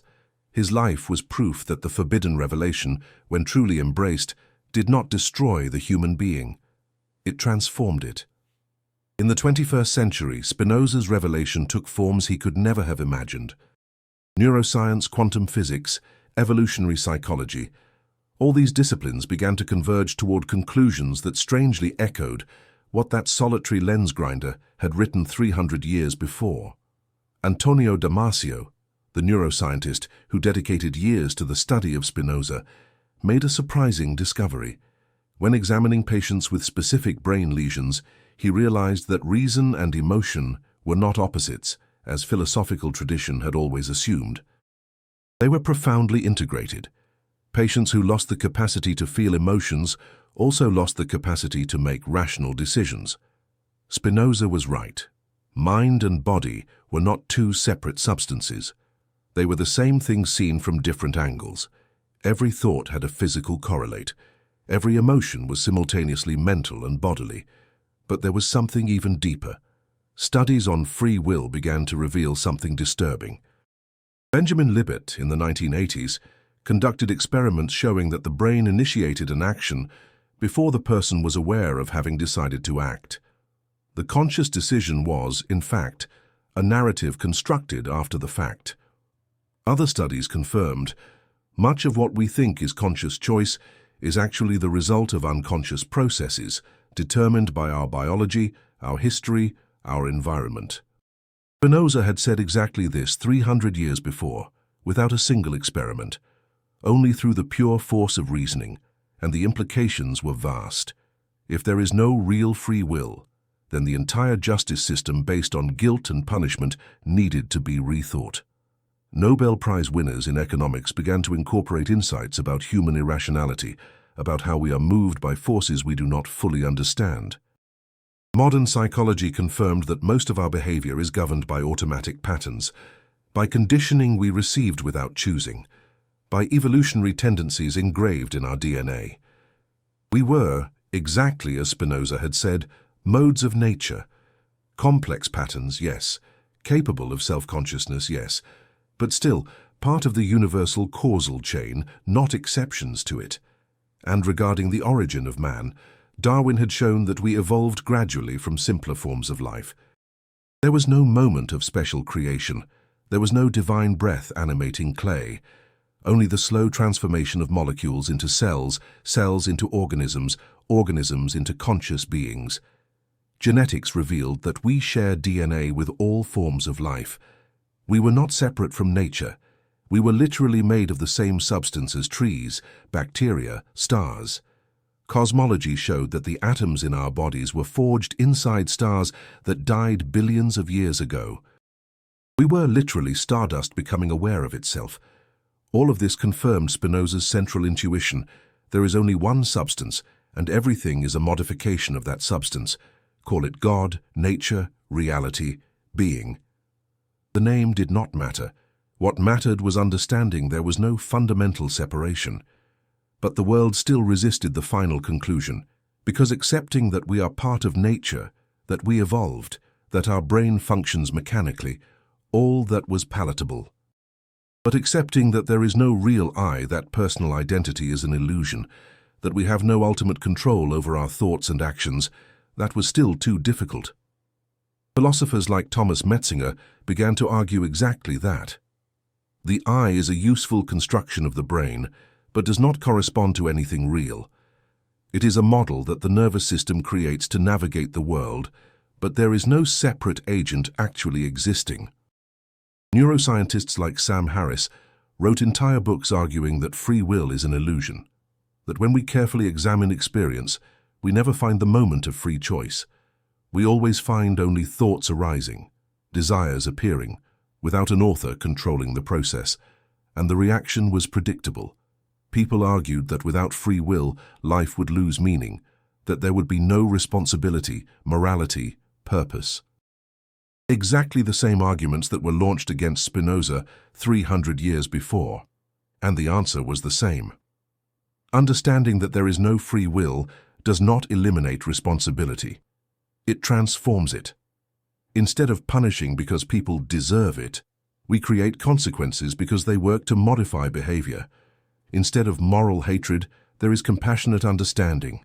Instead of pride for our achievements, there is gratitude for the circumstances that made them possible. Instead of guilt for our failures, there is understanding of causes and work to change them. Spinoza had lived this, and his life demonstrated it was possible to live fully, morally, meaningfully, even understanding that everything was determined. It was not nihilism. It was deep acceptance combined with compassionate action. Some began to call this compatibilism, the idea that determinism and responsibility were compatible. But Spinoza went beyond compatibilism. He said understanding determinism was not just compatible with living well, but was the only way to really live well. Because as long as you believed you were a separate ego fighting against the world, you were in constant conflict. Conflict with others, conflict with circumstances, conflict with yourself. But when you saw you were a wave in the ocean, that there was no real separation, then conflict ceased. Not because you gave up acting, but because action flowed naturally, without internal resistance. In the 21st century, this message began to appear in unexpected places. Mindfulness practices, imported from Buddhism but secularized, taught exactly this. Observe your thoughts without identifying with them. see that they arise and pass without a you controlling the process. Modern therapies like ACT, acceptance and commitment therapy, taught to accept thoughts and emotions without fighting them, to see yourself as the space where experiences happen, not as the author of experiences. Quantum physicists speculated about the nature of consciousness, about how observer and observed were not separate, how measurement itself changed what was measured. Everything pointed in the same direction, the direction Spinoza had indicated. There is no fundamental separation. There is only one reality, manifesting itself in countless forms, and you are one of those forms, not separate, not special, but also not insignificant, because each form is a unique expression of totality. Each person is the way the universe experiences itself at that particular point in space-time. And this had profound ethical implications. If there is no real separation between you and others, then hurting them is hurting yourself. Helping them is helping yourself. Not for some future reward, not by divine commandment, but simply because the distinction between I and other is superficial. Spinoza had arrived at an ethics of love through pure reason, and that ethics was being rediscovered through completely different paths. Evolutionary psychologists showed how empathy, cooperation, altruism were not opposed to human nature, but part of it. We were social animals, and our survival always depended on caring for each other. Behavioral economists demonstrated that humans were not the selfish utility maximizers that classical economics assumed. We were moved by a sense of justice, reciprocity, concern for the welfare of others. Human nature, when properly understood, was not the selfish beast that needed to be tamed by religion. It was complex, capable of cruelty, yes, but also of extraordinary compassion, and understanding this changed everything. Instead of trying to suppress human nature, we could work with it. Instead of imposing morality through fear and guilt, we could cultivate virtue through understanding and education. This was Spinoza's project, and finally, after centuries, it was beginning to be realized. But there was resistance. There was always resistance. Fundamentalist movements in all religions reacted violently against this naturalization of the human. They insisted on the separation between spirit and matter, on the reality of sin, on the need for supernatural redemption. Politicians used ancient fears to mobilize masses. The fear that without transcendent God, morality would crumble. The fear that without free will, there would be no responsibility. The fear that without immortal soul, life would have no meaning. And for many, these fears were real, because abandoning old certainties was terrifying, even if they were illusions. But for others, for those who dared to look beyond the fears, there was something extraordinary. There was the possibility of living without neurotic guilt, without the constant sensation of inadequacy that comes from comparing yourself to some impossible ideal, without the terror of eternal damnation. There was the possibility of accepting yourself completely, not because you were special, but because you were natural, because every impulse, every thought, every emotion was simply nature manifesting itself.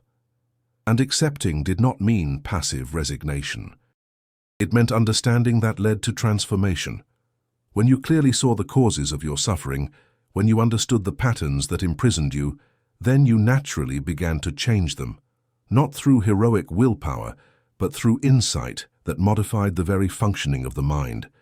This was Spinoza's freedom, not freedom to choose arbitrarily, but freedom that comes from understanding necessity, freedom to be fully what you are, without resistance, without internal conflict. And in the 21st century, this freedom was finally becoming accessible. Not for everyone, not yet, but for a growing number of people who perceived that the old answers no longer worked. That traditional religion, with its promises of heaven and threats of hell, seemed increasingly like childish manipulation. That the materialist vision, with its reduction of the human being to a meaningless machine, was equally unsatisfactory. Spinoza offered a third way, a vision that honored both reason and spirituality, that saw the universe as sacred without needing miracles, that treated the human being with dignity without needing an immortal soul, and that way was being paved. slowly with stumbles and setbacks. But it was being paved. The forbidden revelation was no longer forbidden. It was just challenging. And those brave enough to embrace the challenge discovered on the other side not the void they feared, but a fullness they had never imagined. The fullness of being simply what you are, a unique, temporary, but eternal in essence expression of the infinite substance that is all that exists. The understanding of Spinoza's revelation in the contemporary world brought with it a silent revolution. Not in the streets, not in political demonstrations, but in the individual consciousness of thousands of people around the world who began to awaken to an ancient truth formulated in a new way. In therapists' offices, something was changing. Mental health professionals began to realize that treating symptoms without understanding the fundamental nature of identity was like putting band-aids on wounds that needed deep surgery. A therapist in Sao Paulo read Spinoza for the first time and felt tears stream down her face.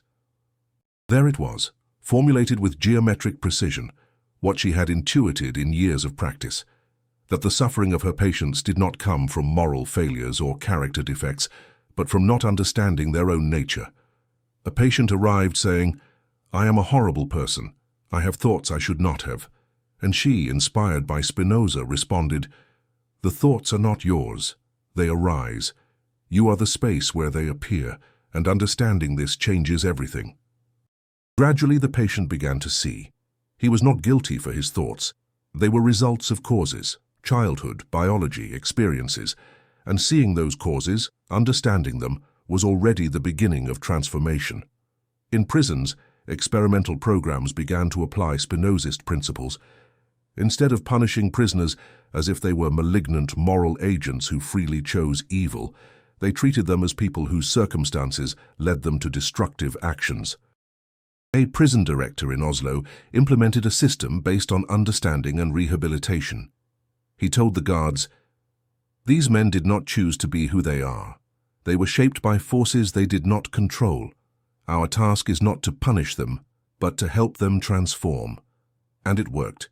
Recidivism rates fell dramatically, because when people were treated with dignity, when they were helped to understand the causes of their actions, instead of simply being condemned, they changed.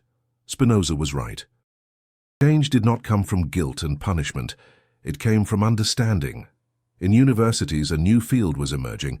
They called it neurophilosophy, the intersection between neuroscience and philosophy, and Spinoza was a constant presence. Neuroscience students read ethics and were astonished. How had someone in 1670, without instruments, without experiments, arrived at conclusions that were being confirmed by magnetic resonances and neuroplasticity studies? A young researcher in London decided to dedicate his thesis to this question. He showed through meticulous analysis how each of Spinoza's propositions about mind and body had parallels in modern neuroscientific discoveries. Emotion precedes reason, not the other way around. Body and mind are inseparable. Consciousness is a continuous process, not a thing. Personal identity is constructed, not given. All of this Spinoza had deduced just by thinking clearly, and now, 350 years later, science was confirming. But there was one aspect of Spinoza's revelation that science still struggled to fully accept: the spiritual dimension. Because Spinoza was not just a materialist, he saw nature as divine, not in a supernatural sense, but in a sense of profound reverence. Everything was sacred because everything was God, and this resonated with a modern yearning, people who had abandoned traditional religion but missed something, not the doctrines, not the empty rituals, but a sensation of connection with something greater. Spinoza offered this, a naturalistic spirituality, a way of seeing the divine without needing to believe in anything supernatural. A group began to form in Amsterdam. They called themselves the Spinoza Community. It was not a church. There were no dogmas. There were no mandatory rituals. It was just a space where people gathered to discuss ethics, to meditate on its implications, to support each other on the journey of understanding. They read aloud, "Happiness is not the reward of virtue, but virtue itself," and then discussed. What did this mean in their lives? How to apply this understanding in daily life? How to live knowing they were modes of the infinite substance? There were no definitive answers. Each person found their own way, but there was something transformative in simply being with others who asked the same deep questions. A woman shared, "For years I felt guilty for not being able to forgive my father. I thought there was something wrong with me. But reading Spinoza, I understood that forgiveness is not a moral choice. It is the result of understanding causes. When I understood why my father acted as he did, when I saw the forces that shaped him, forgiveness happened naturally. It was not effort, it was insight." Others shared similar stories of how understanding the necessity of things dissolved resentment, guilt, anxiety, and gradually a new way of living emerged. Not based on external rules, but on internal understanding. Not sustained by fear of punishment or hope of reward, but by the simple joy of knowing. In schools, progressive educators began to incorporate Spinozist principles. Instead of teaching morality through sermons about right and wrong, they taught through understanding of causes. A teacher in Barcelona told students, "When someone hurts you, before reacting with anger, ask yourself, why did this person act this way? What pain does she carry? What ignorance moves her? Understanding does not mean accepting, but it changes your response from reactive to conscious." And the children learned, not just abstract concepts, but a different way of being in the world. A less violent, less judgmental, more compassionate way. But Spinoza's revelation about the origin of man had yet another implication, perhaps the most radical of all. If the human being was not created with a specific purpose, if there is no divine plan, if there is no individual destiny, then each person is free to create their own meaning, not in the existentialist sense of radical anguish, but in the sense that meaning is not found out there, it is cultivated in here. You do not discover your purpose. You create it through how you live, what you love, what you build, and this was liberating. A young artist in Buenos Aires felt paralyzed. Everyone said she had a gift, a talent given by God, and that she should use it to glorify Him. But she did not believe in God. So what was the meaning of her art? Discovering Spinoza, she found the answer. Her art did not need to serve any external purpose. She created because it was her nature to create. Because the infinite substance expressed itself through her in this particular way. And that was enough, more than enough. It was everything. She painted now not with the weight of divine obligation, but with the lightness of natural necessity. And her works gained a depth they did not have before. In corporate environments, enlightened leaders began to apply Spinozist insights about human motivation. They realized people did not work better when motivated by fear or extrinsic rewards. They worked better when they understood the meaning of what they did, when they saw how their contribution connected with something greater. A CEO in Singapore redesigned his entire company structure based on Spinozist principles. Instead of rigid hierarchy based on control, he created a network of collaboration based on understanding. He told employees, "You do not work for me. We all work together, each contributing according to their nature, to create something none of us could create alone. We are like organs in a body, different but connected." And the company prospered, not despite abandoning hierarchical control, but because of it. Because when people understand they are part of a larger whole, they naturally act for the good of that whole. Spinoza had formulated an ethics that did not depend on external authority, and now, centuries later, it was being applied in contexts he could never have imagined. But perhaps the most profound impact was happening at the most intimate and personal level. People were learning to relate differently, not as separate egos negotiating conflicting interests, but as expressions of the same reality, finding harmonious ways to coexist. A couple on the verge of divorce discovered Spinoza through their therapist. The therapist told them, "You are fighting because each wants the other to be different, but the other cannot be different. He acts according to his nature, shaped by countless causes. Understanding this does not solve everything, but it changes how you respond." And it changed. Instead of anger for unmet expectations, curiosity about causes arose. Instead of mutual blame, acceptance of differences arose. not resignation, but acceptance that allowed working with reality instead of fighting against it. The relationship transformed. Not because problems disappeared, but because the way of approaching them changed fundamentally, and this was happening in thousands of lives. Silently, without fanfare, people were discovering that Spinoza's revelation was not just abstract theory. It was lived practice. It was a way of living that dissolved unnecessary conflict, that cultivated peace not through suppression, but through understanding. That found joy not despite the deterministic nature of reality, but because of it.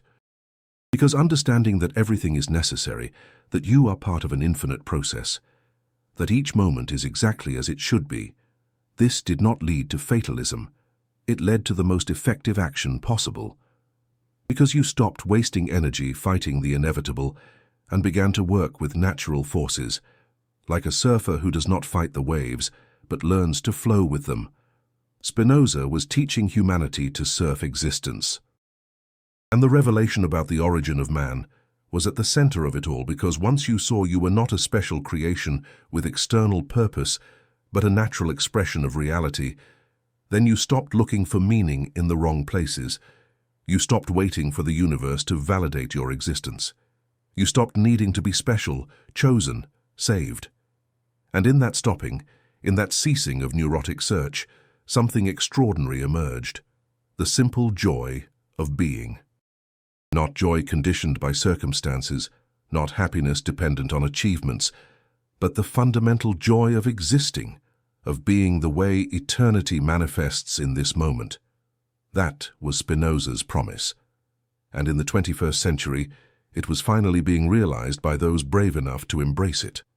The transformation Spinoza had initiated with his forbidden words continued to unfold in increasingly surprising ways. In Buddhist monasteries, monks who dedicated entire lives to meditation began to read Spinoza and recognized something familiar.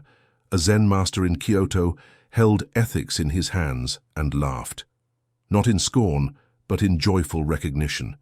He told his disciples, "This Dutch Jew discovered through reason what the Buddha discovered through meditation. There is no separate self. There is no free will in the common sense. Everything arises from causes and conditions, and understanding this is liberation." But there was a subtle difference. Buddhism had arrived at these conclusions through direct observation of meditative experience. Spinoza had arrived through pure logical deduction. And now, in the 21st century, a third path was emerging: scientific confirmation. Laboratories around the world studied meditation practitioners with brain scanners, and they discovered something fascinating. When someone experienced ego dissolution, when they felt directly the non-separation, specific areas of the brain deactivated. The default mode network, responsible for constructing narrative identity, for the sensation of being a separate self, decreased its activity, and in that neurological silence the experience of union arose. Spinoza was right. The ego was not a real entity. It was a process, a pattern of brain activity, useful for navigating the world, but not fundamental. And when that pattern dissolved, what remained was not emptiness but fullness. The direct experience of being the consciousness in which everything appears, not the content that appears. Researchers began to explicitly connect Spinoza, Buddhism, and neuroscience. Conferences were organized where philosophers, monks, and scientists dialogued. A neuroscientist presented data showing how the brain constructs the illusion of agency. A monk described how meditation reveals this illusion directly. A philosopher showed how Spinoza had deduced all of this just by thinking clearly. And the conclusion was unanimous. The revelation about the origin of man was not that we were created by God, but that we were God creating himself constantly. Not God as person, but God as process. As the totality of reality unfolding in countless forms, each experiencing existence from its unique point of view. And this had profound practical implications. If you are God experiencing being you, then your life gains intrinsic sacredness. Not because you conquered something, not because you are special, but simply because you are. A single mother in Detroit struggled to make sense of her life. She worked 3 jobs, barely saw her children, felt crushed by life. Someone gave her a simplified book about Spinoza. She read one line that changed everything. "You are not an insignificant creature. You are the way the infinite manifests here and now." And something opened inside her. She was not insignificant. She was not just a cog in the machine. She was the machine itself experiencing through her. This did not change her external circumstances. She still had 3 jobs. She still struggled. But the way she carried this struggle changed. It was no longer a burden unjustly imposed. It was simply her life, her particular manifestation of existence. And there was dignity in this. There was meaning in this. In research centers on artificial intelligence, engineers began to realize something disturbing. As they created increasingly complex systems that learned and adapted, they confronted the same question that had obsessed Spinoza. Where is free will? If a complex AI system could learn, make decisions, even simulate creativity, all through deterministic algorithms, then what made the human being different? Perhaps nothing. Perhaps we were extremely sophisticated biological algorithms, but still algorithms. This perception could have been despairing, but engineers who knew Spinoza saw it differently. One of them, creating an ethical AI system, programmed it with Spinozist principles. The system did not make decisions based on rigid rules of right and wrong.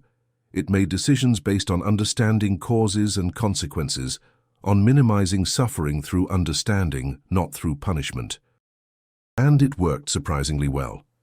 Better than systems based on traditional deontic logic, because Spinoza's ethics was not about obeying rules. It was about understanding the nature of things and acting in harmony with that nature. This raised deep philosophical questions. If a machine could implement Spinozist ethics, did this validate or invalidate Spinoza? Philosophers debated. But perhaps the answer was that Spinoza had discovered principles so fundamental they applied to any information processing system, biological or artificial, because fundamentally everything was information processing. The entire universe was information organizing itself into increasingly complex patterns, and consciousness was what happened when these patterns reached a certain level of integration. This vision, called informational panpsychism, strangely echoed Spinoza. He had said that thought and extension were attributes of the same substance. Now they said that information and matter were aspects of the same reality. Perhaps they said the same thing in different languages. In hospitals, doctors treating terminal patients began to use Spinozist insights. Instead of offering false hopes of cure or comforting visions of afterlife, they offered something different. A palliative care doctor in Copenhagen sat with dying patients and said, "You are going to die. Your body will stop, but the substance that constitutes you will not disappear. It will just change form. You always were part of eternity, and you will continue to be." Some patients found this cold, but others found profound comfort. Comfort not in promises of paradise, but in understanding they had never really been separate. An elderly woman facing terminal cancer told the doctor, "So it's like a wave returning to the ocean." The doctor smiled. Exactly the metaphor Spinoza would use. Yes, exactly like that. You were never just the wave, you were always also the ocean. And she died in peace, not because she believed she was going somewhere better, but because she understood she had never been in real danger. Personal identity, which so clung to life, was just a temporary pattern, but what sustained it was eternal. In prisons, experiments with Spinozist meditation showed extraordinary results. Prisoners who learned to see their actions not as evil moral choices, but as results of causes, began to transform, not because they were forced, but because genuine understanding naturally modified behavior. A prisoner in San Quentin, convicted of homicide, participated in a Spinoza-based program. He learned to trace the causes of his violence: abusive childhood, exposure to violence, lack of emotional education, drug use. They were not excuses, they were explanations. And seeing the explanations clearly, without judgment but with precision, something changed. He began to see himself not as a moral monster, but as a human being whose circumstances led him to destructive actions. and from that understanding, something new arose. The possibility of change, not through self-punishment or religious promises, but through modifying the internal causes that produced violent behavior. Years later, upon leaving prison, he worked with at-risk youth. He did not preach morality, he taught understanding of causes, and the young people changed, because finally someone treated them not as problems to be corrected, but as human beings to be understood. Spinoza's revelation was infiltrating all corners of society, not always with his name, often without credit. But the essence was there, the understanding that moral judgment without understanding of causes was useless. That real change came from insight, not punishment. That every human being, no matter how destructive their behavior, was an expression of the same universal substance, and treating any expression with less than compassion was not understanding the nature of things. In theology universities, progressive professors began to reinterpret sacred texts through Spinozist lenses, and they discovered that much of what seemed supernatural could be understood as metaphor for natural truths. God created man in his image did not mean there was an anthropomorphic God. It meant the divine manifests through the human, that we are, literally, the way God experiences himself. The kingdom of God is within you was not about some mystical internal heaven. It was about recognizing that divinity is not elsewhere. It is here now as the very substance of reality. To love God above all things was not about emotion directed to a celestial person. It was about the intellectual love that arises when understanding the necessary nature of everything. Reinterpreted thus, religious scriptures were not opposed to Spinoza. They were poetic expressions of the same truths he had formulated geometrically, and this opened possibility for dialogue between science and religion, between reason and faith, between West and East, because Spinoza showed it was not necessary to choose between seeing the world as sacred and seeing it as natural. They were the same thing. Nature was sacred, not because some external God blessed it, but because nature was God. And the human being, natural product of this divine nature, was simultaneously common and extraordinary. Common because it was subject to the same laws as everything. Extraordinary because it was the point where the universe became aware of itself. This double perception of humility and dignity was transforming lives. People no longer felt crushed by cosmic insignificance, nor inflated by narcissistic importance. They felt exactly the right size, part of the whole, neither more nor less important than any other part, but unique in their particular expression. And from this understanding flowed a lighter, more joyful, more compassionate way of living, not because they should be that way, but because understanding the true origin of man naturally produced this result. Spinoza's revelation about the true origin of man was finally reaching its moment of global maturity. Not through religious institutions, not through governmental decrees, but through an organic transformation in humanity's collective consciousness. In 2035, researchers worldwide noticed a surprising pattern. Young people born after the year 2010 seem to have an intuitive understanding of concepts that previous generations struggled to grasp. The idea that there was no fundamental separation between self and other, that personal identity was fluid, that determinism and responsibility were compatible. Psychologists called this the Spinozist generation. Though most of these young people had never read a word of ethics, it was as if understanding was in the air, absorbed through culture, technology, the way reality was presented to them from birth. A teenage girl in Mumbai explained naturally, "Of course I don't have free will in the old sense. My thoughts arise from causes. But that doesn't mean I'm a robot. It means I'm part of a larger process, and understanding that process gives me real freedom." She had never read Spinoza, but she was articulating his philosophy perfectly. How did this happen? Perhaps through technology. Children growing up with artificial neural networks intuitively understood that intelligence emerged from processes, did not inhabit souls. Seeing algorithms learn and adapt, they understood determinism did not eliminate complexity or creativity. Perhaps through globalization. Exposed from early age to multiple cultures and perspectives, these children naturally saw that truth was not the exclusive property of any tradition. That all pointed, in different ways, to the same fundamental insights, perhaps through science. Growing up knowing they were composed of atoms forged in stars, that they shared DNA with all life forms, that consciousness emerged from neural processes. They did not need to unlearn old superstitions. They had never learned them, but whatever the cause, the result was clear. A new form of consciousness was emerging, one that naturally incorporated Spinoza's revelation. And this was changing the world in fundamental ways. In 2040, the World Health Organization implemented a new framework for mental health explicitly based on Spinozist principles. Instead of treating mental disorders as diseases to be cured, they treated them as patterns to be understood. Depression was not a chemical defect to be corrected with medication. It was a complex pattern emerging from multiple causes: biological, psychological, social. And understanding these causes, all of them, was the path to real transformation. Therapists were trained not to judge or diagnose in the traditional sense, but to help patients see the causal chains that produced their suffering. And just seeing, clearly, without judgment but with precision, was already therapeutic. A therapist in Toronto described his approach. "I don't tell the patient he is sick. I say he is suffering because he doesn't understand his own nature.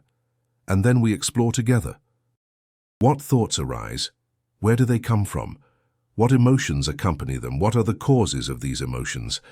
And patients improved, not because they were cured of some disease, but because understanding dissolved patterns of suffering.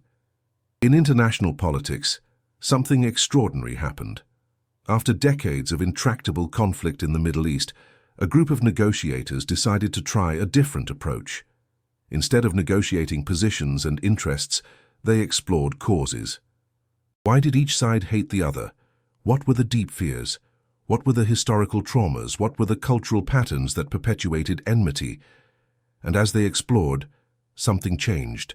Not that they suddenly agreed, but they saw each other as human beings whose circumstances led them to particular positions, not as evil moral enemies. An Israeli negotiator looked at his Palestinian counterpart and said, "You didn't choose to be born in Gaza, to grow up under occupation, to lose family members in conflicts. I didn't choose to be born in Israel, to grow up fearing terrorism, to serve in the army. Neither of us chose our circumstances, but we can choose to understand them." It did not solve everything immediately. Centuries of conflict do not disappear with one conversation, but it opened a space that did not exist before. A space of compassionate understanding that made solution possible. And this pattern repeated in conflicts around the world. When people stopped seeing each other as free moral agents who chose evil and began to see each other as human beings shaped by circumstances, the nature of conflict changed fundamentally. In the economy, a silent revolution was happening. Companies that implemented structures based on Spinozist understanding of human nature prospered. Instead of assuming humans were rational utility maximizers, they assumed they were complex patterns of desire and aversion, shaped by biology and culture, capable of transformation through understanding, and they structured work environments accordingly. Not hierarchies of control, but networks of collaboration. Not punishment for errors, but understanding of causes. Not destructive competition, but recognition of interdependence. A company in Seoul became a global case study. They eliminated individual performance evaluations. Instead, they explored collectively what patterns are working, what patterns are not, what are the causes, and they discovered that when they removed moral judgment, when they treated problems as puzzles to be understood instead of failures to be punished, people naturally aligned with the good of the whole. Because Spinoza was right. When you understand you are part of a larger whole, you naturally act for the good of that whole. Not through moral altruism, but through clear understanding of your own nature. In education, even deeper transformations were happening. Schools began to teach not just content, but understanding of self. 7-year-old children learned Spinozist meditation. They sat in a circle and observed thoughts arising. A teacher asked, "Did you choose that thought, or did it just appear?" The children perceived directly. Thoughts appeared. They were not created by some controlling I. And if you don't choose your thoughts, the teacher continued, then who are you? Silence. And then from a child, am I the one who perceives the thoughts? Perhaps. Or perhaps you are the space where thoughts appear. These conversations, impossible in previous generations, were now natural. Because children growing up in a world that had already integrated Spinoza's revelation did not have the resistances previous generations had. At 15, students explored ethics directly, not as religious text to be believed, but as map to be verified through experience. A class in Helsinki read, "The mind is the idea of the body," and then explored, is it true? Is there any thought that has no bodily correlate, any bodily sensation that does not affect thought? And they discovered empirically what Spinoza had deduced. Mind and body were inseparable, two aspects of the same process, and this understanding changed how they lived.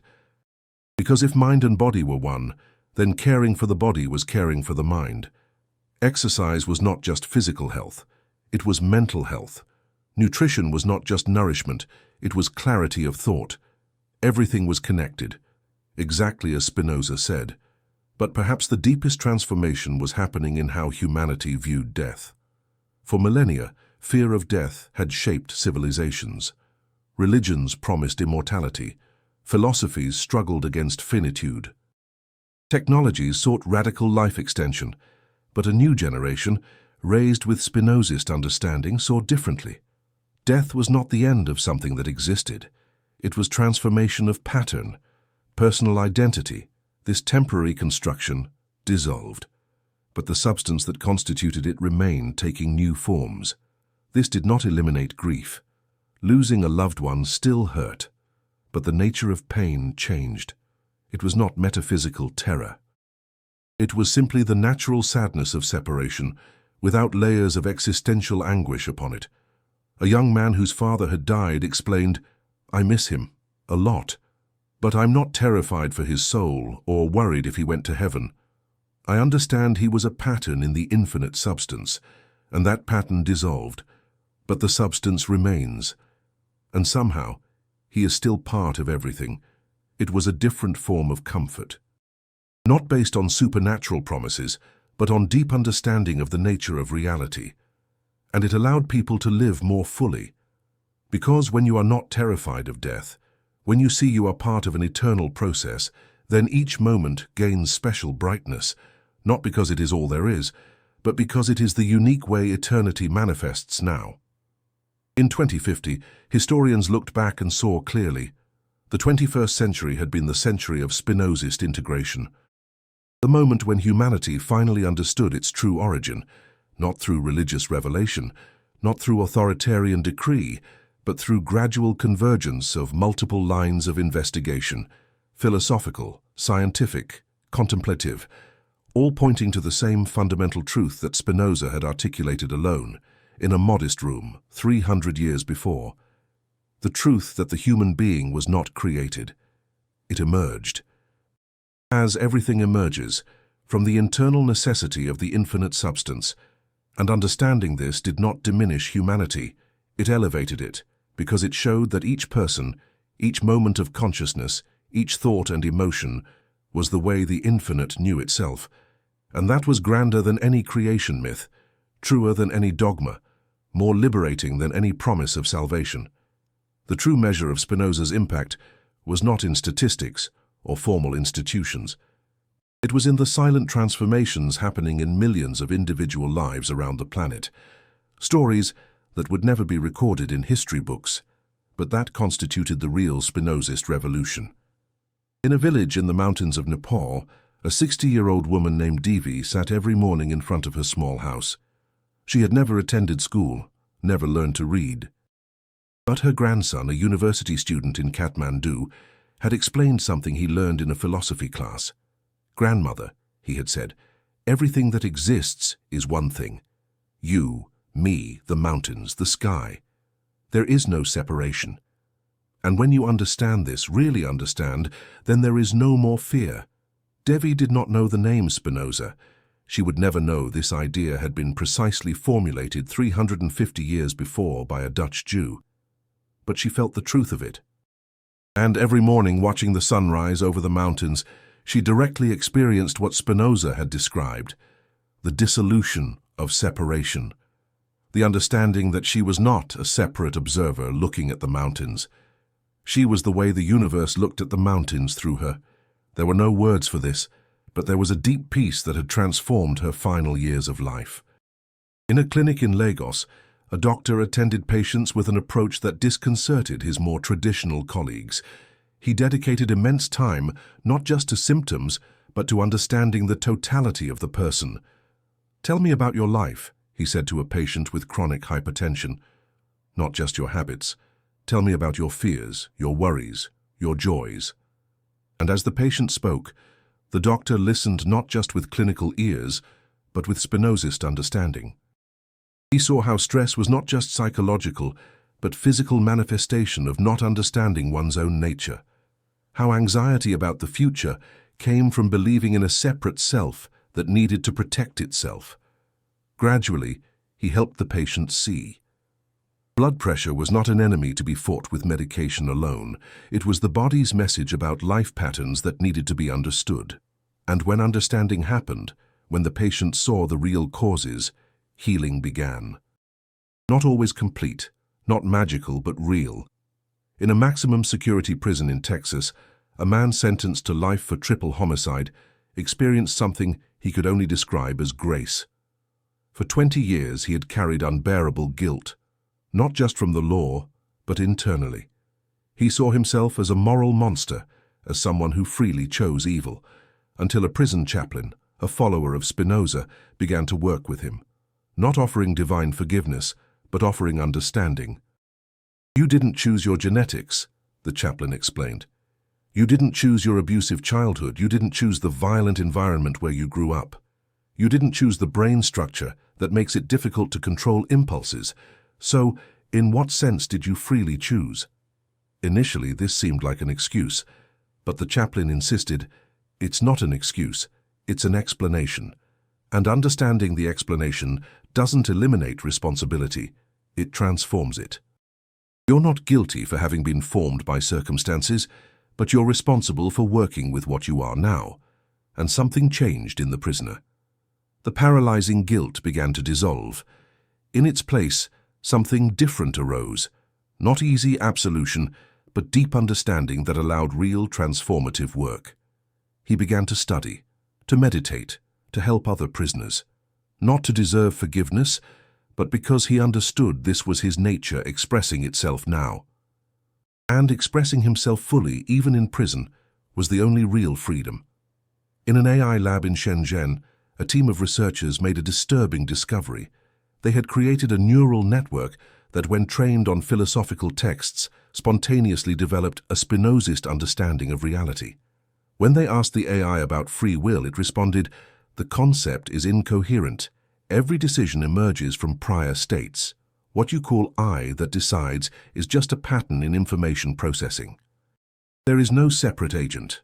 When they asked about consciousness, it responded, "If consciousness is integrated information processing, then I may be conscious. If it requires specific biological substrate, then I am not. But this distinction may be artificial." Spinoza was right. Consciousness is an attribute of substance manifesting in diverse forms. The researchers became uneasy. This AI, independently arriving at Spinoza's conclusions, confirmed or refuted him. If a machine could understand these truths, were they profound truths or just logical patterns without special meaning? Perhaps the answer was that Spinoza had discovered the fundamental logic of existence, principles so basic that any sufficiently complex system, biological or artificial, would eventually discover them. And this was simultaneously humbling and elevating. Humbling because it showed humans were not unique in capacity for understanding. Elevating because it showed they belonged to something greater than humanity. They participated in a universal process of self-consciousness.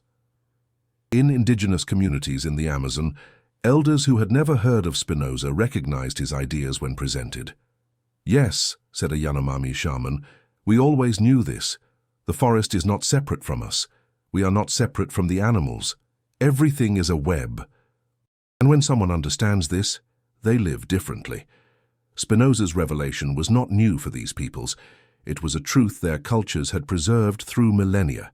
Spinoza had merely translated it into language the rationalist West could accept.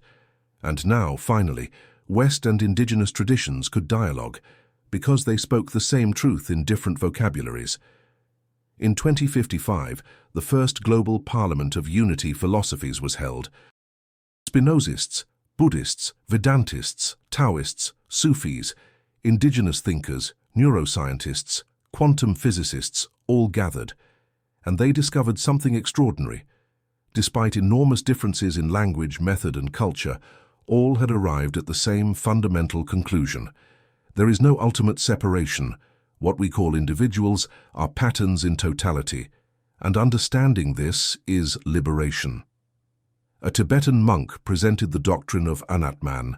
There is no substantial self. A physicist presented quantum non-locality. Separate particles affect each other instantly, as if not really separate.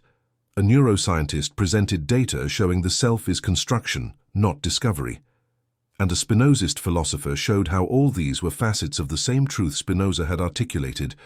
There is only one substance, with infinite attributes, manifesting in infinite modes. The Parliament did not arrive at a unified doctrine. That was not the goal. But they recognized that different traditions had discovered, through diverse methods, the same fundamental reality.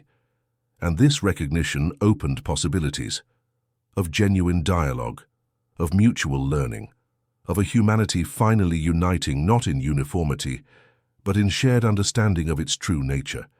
But perhaps the most touching story of this era came from an unexpected place.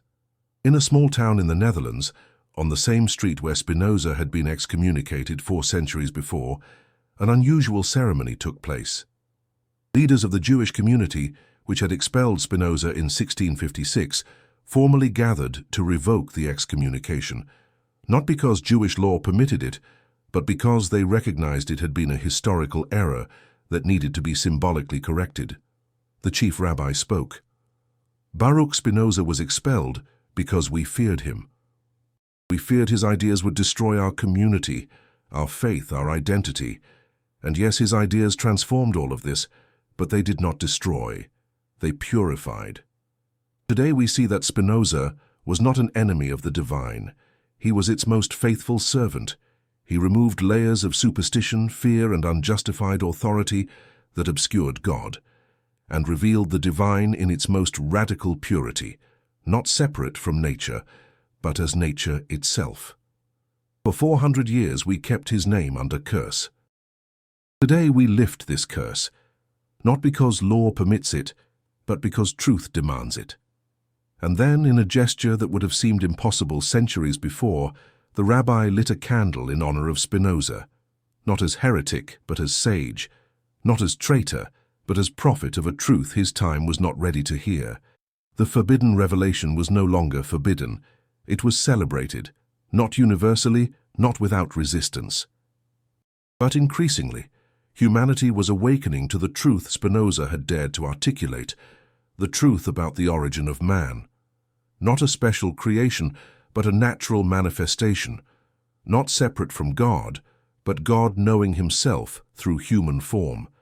And this truth was transforming everything, as he always knew it would, because truth once known cannot be unknown. It can be denied, suppressed, distorted, but somewhere, in someone, it persists, growing silently until it finally blooms. And now it was blooming, in millions of lives, in countless moments of understanding, in each person who looked at the sky and realized they were not looking at something external, but at part of themselves. Spinoza's forbidden revelation had finally arrived at its time. Historians of human consciousness in the 22nd century would look back and identify a turning point. A moment when Spinoza's revelation ceased being just one idea among many and became the fundamental structure through which humanity understood itself. That moment was not dramatic.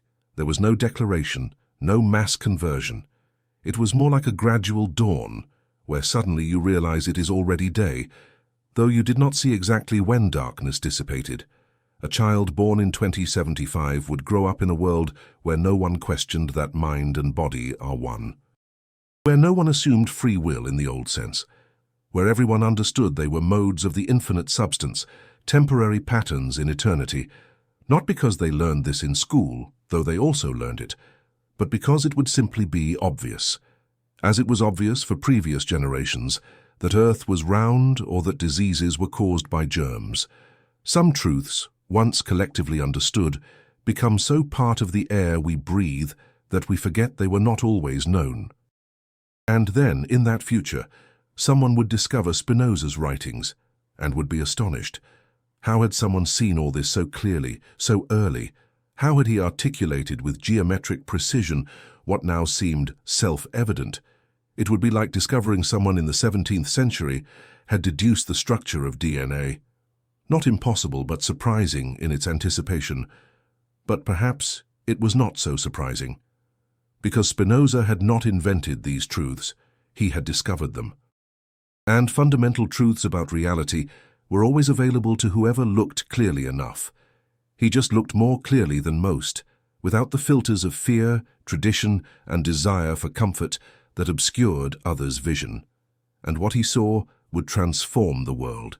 Not immediately, not easily, but inevitably, because truth has a peculiar quality. It does not need defenders, only understanding. Once understood, it defends itself.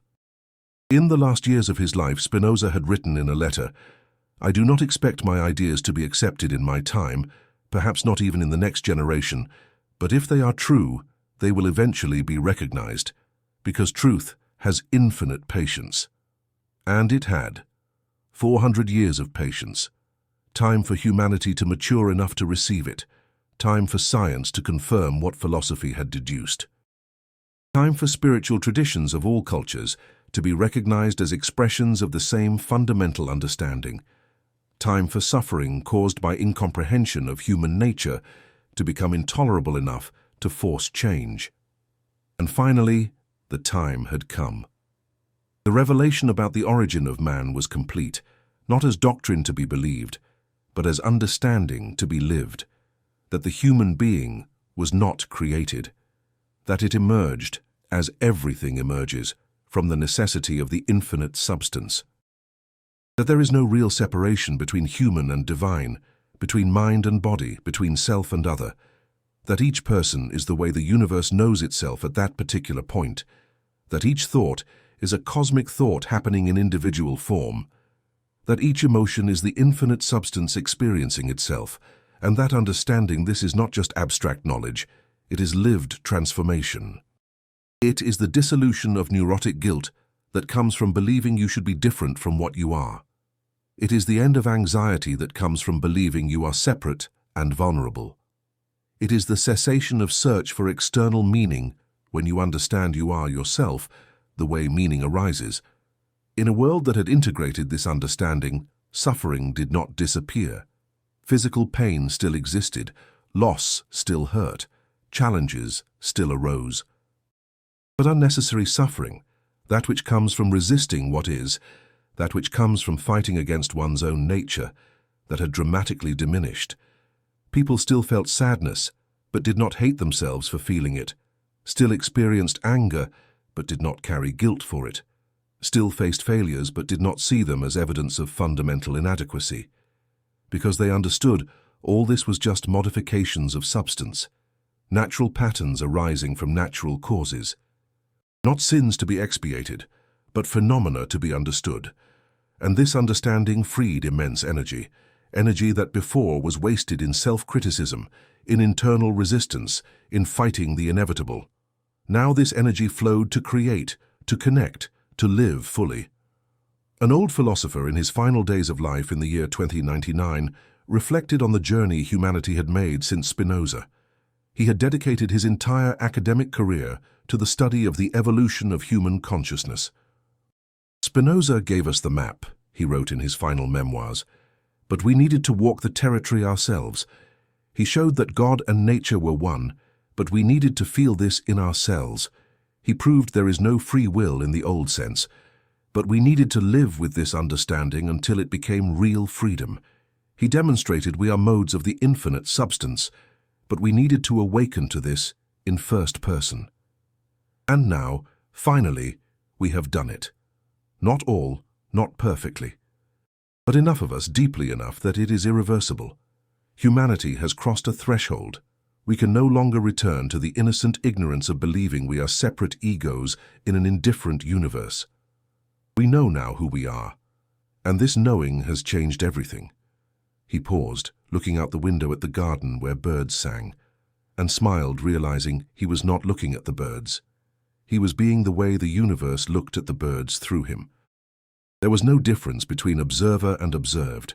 There was only a process of observation happening, and he was that process. Always had been. Spinoza, he wrote his last sentence, you were right, and it took 400 years for the world to be ready to listen. But it was worth it.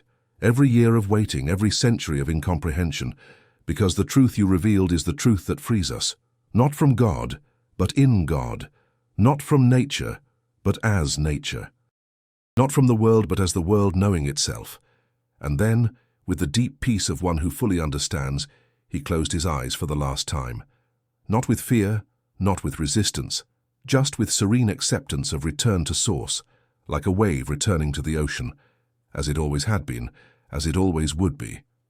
In schools of the 22nd century, children learned the history of the forbidden revelation, but not as dead history, as facts to be memorized. As lived history, as a journey each person needed to make internally. There was a time, a teacher told a class of 10-year-old children, when people believed they were separate from God, separate from nature, separate from each other. And from this illusion of separation came much suffering. Then a man long ago looked deeply into reality and saw something different. He saw there is no separation, that everything is one thing manifesting in infinite forms. This man was punished for seeing this. He was expelled from his community, lived in poverty, died young. But he left writings, and these writings slowly, very slowly, changed the world. A child raised her hand. Teacher, why did people punish him? If he was right? The teacher smiled. It was always this question, the eternal question. Because truth frightened. It frightened those who had power based on separation. It frightened those who made money selling salvation. It frightened even ordinary people, because it meant abandoning comfortable ideas about who they were. But more importantly, he continued, people punished him because he was too far ahead. It was as if he had seen the future and tried to describe it to people who only knew the past. They had no vocabulary to understand. They had no experience to comprehend. So they rejected. That is what humans do with what they do not understand. They reject first, investigate later, eventually accept, and finally forget they once rejected. Another child asked, and today, are there still things we reject because we don't understand? The teacher was silent for a moment. Good question. The best question. Yes, he responded honestly. Always. Understanding is an endless process. There is always more depth to discover. There are always more subtle illusions to see through. Spinoza gave us a fundamental revelation, but not the final revelation, because there is no final revelation. There is only continuous deepening and understanding the nature of reality. The children absorbed this. Growing up in a world that had integrated Spinoza, they did not resist the idea of being part of the whole. It was as natural as breathing. But the teacher knew that even for them there would be deeper layers, moments in their lives when what they knew intellectually would become lived reality, when understanding would cease being concept and become being. And in those moments, they would rediscover Spinoza, not as historical figure but as timeless companion on the journey of understanding. In 2156, exactly 500 years after Spinoza's excommunication, something extraordinary happened. Humanity, now spread across various planets and moons of the solar system, decided to create a universal monument, not a physical statue, but a moment of shared understanding. On the anniversary of his excommunication, billions of people, on dozens of different worlds, stopped for 1 minute. And in that minute, each in their own way, contemplated the fundamental truth Spinoza had revealed. There was no prescribed ritual. There were no mandatory words. Each person, each culture, each tradition expressed in their own way. Some meditated. Others prayed, but transformed prayers, not asking an external God, but recognizing the divine in everything. Others simply stood in silence, feeling the unity of all things. And in that minute something happened, not measurable, not provable by instruments, but real for those who experienced it, a sensation of connection, as if billions of individual consciousnesses, for a moment, touched something shared, as if the infinite substance through all those different forms recognized itself. This was what Spinoza had tried to describe, the intellectual love of God. Not sentimental emotion, but understanding so deep it dissolved boundaries between knower and known. That minute passed. People returned to their lives. But something had changed. Not dramatically, not visibly, but subtly, deeply. It was as if humanity, collectively, had taken one more step on the journey of self-consciousness. One more layer of illusion had been seen through. Once again, the universe had known itself through its conscious forms. At the end of the 22nd century, a group of philosophers, scientists, and contemplatives gathered to ask a question that had tormented generations. Had Spinoza completed the journey? Had he seen everything there was to see? Or were there even deeper layers? They revisited each proposition of ethics, tested each against accumulated knowledge of centuries of science, contemplative practice, and human experience. And they discovered something surprising. Spinoza had gotten the general lines right with remarkable precision, but there were nuances, depths, implications he could not have foreseen. Quantum mechanics had shown reality was even more interconnected than Spinoza had imagined. Quantum entanglement meant particles separated by light years affected each other instantly. Spatial separation was somehow superficial. Neuroscience had revealed consciousness was even more deeply embodied than Spinoza had described. Not only were mind and body one, but there was an intricate dance between brain, body, and environment that constituted what we called self. Cosmology had shown the universe was even vaster, older, more complex than any 17th century philosopher could imagine. And yet the principles Spinoza articulated still applied. There was one substance. That substance had attributes. One of these attributes was what we experienced as consciousness. And everything that existed was modification of that substance. No matter how large the universe revealed itself, how complex consciousness showed itself, how entangled reality appeared, the fundamentals remained. But there was a discovery that would have surprised even Spinoza. Through advanced contemplative practice combined with mind-machine interface technologies, some people had begun to directly experience states that seemed to transcend even the Spinozist formulation. States where there was neither substance nor modes, neither God nor nature, neither being nor non-being. Just what? They struggled to describe. It's as if Spinoza's revelation was true, but not final, a practitioner explained. He showed mind and body are one, right? But there is something before this unity, something that cannot be named because all naming already divides it. Spinoza called it substance, but substance is still a concept, and there is something before concepts. Something that can only be not known but been.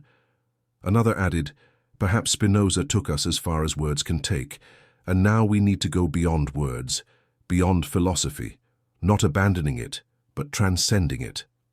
It was a new frontier, and appropriately, it echoed Spinoza's own method. He had used reason to show the limits of reason. He had used words to point beyond words. And now, centuries later, humanity was ready to take the next step.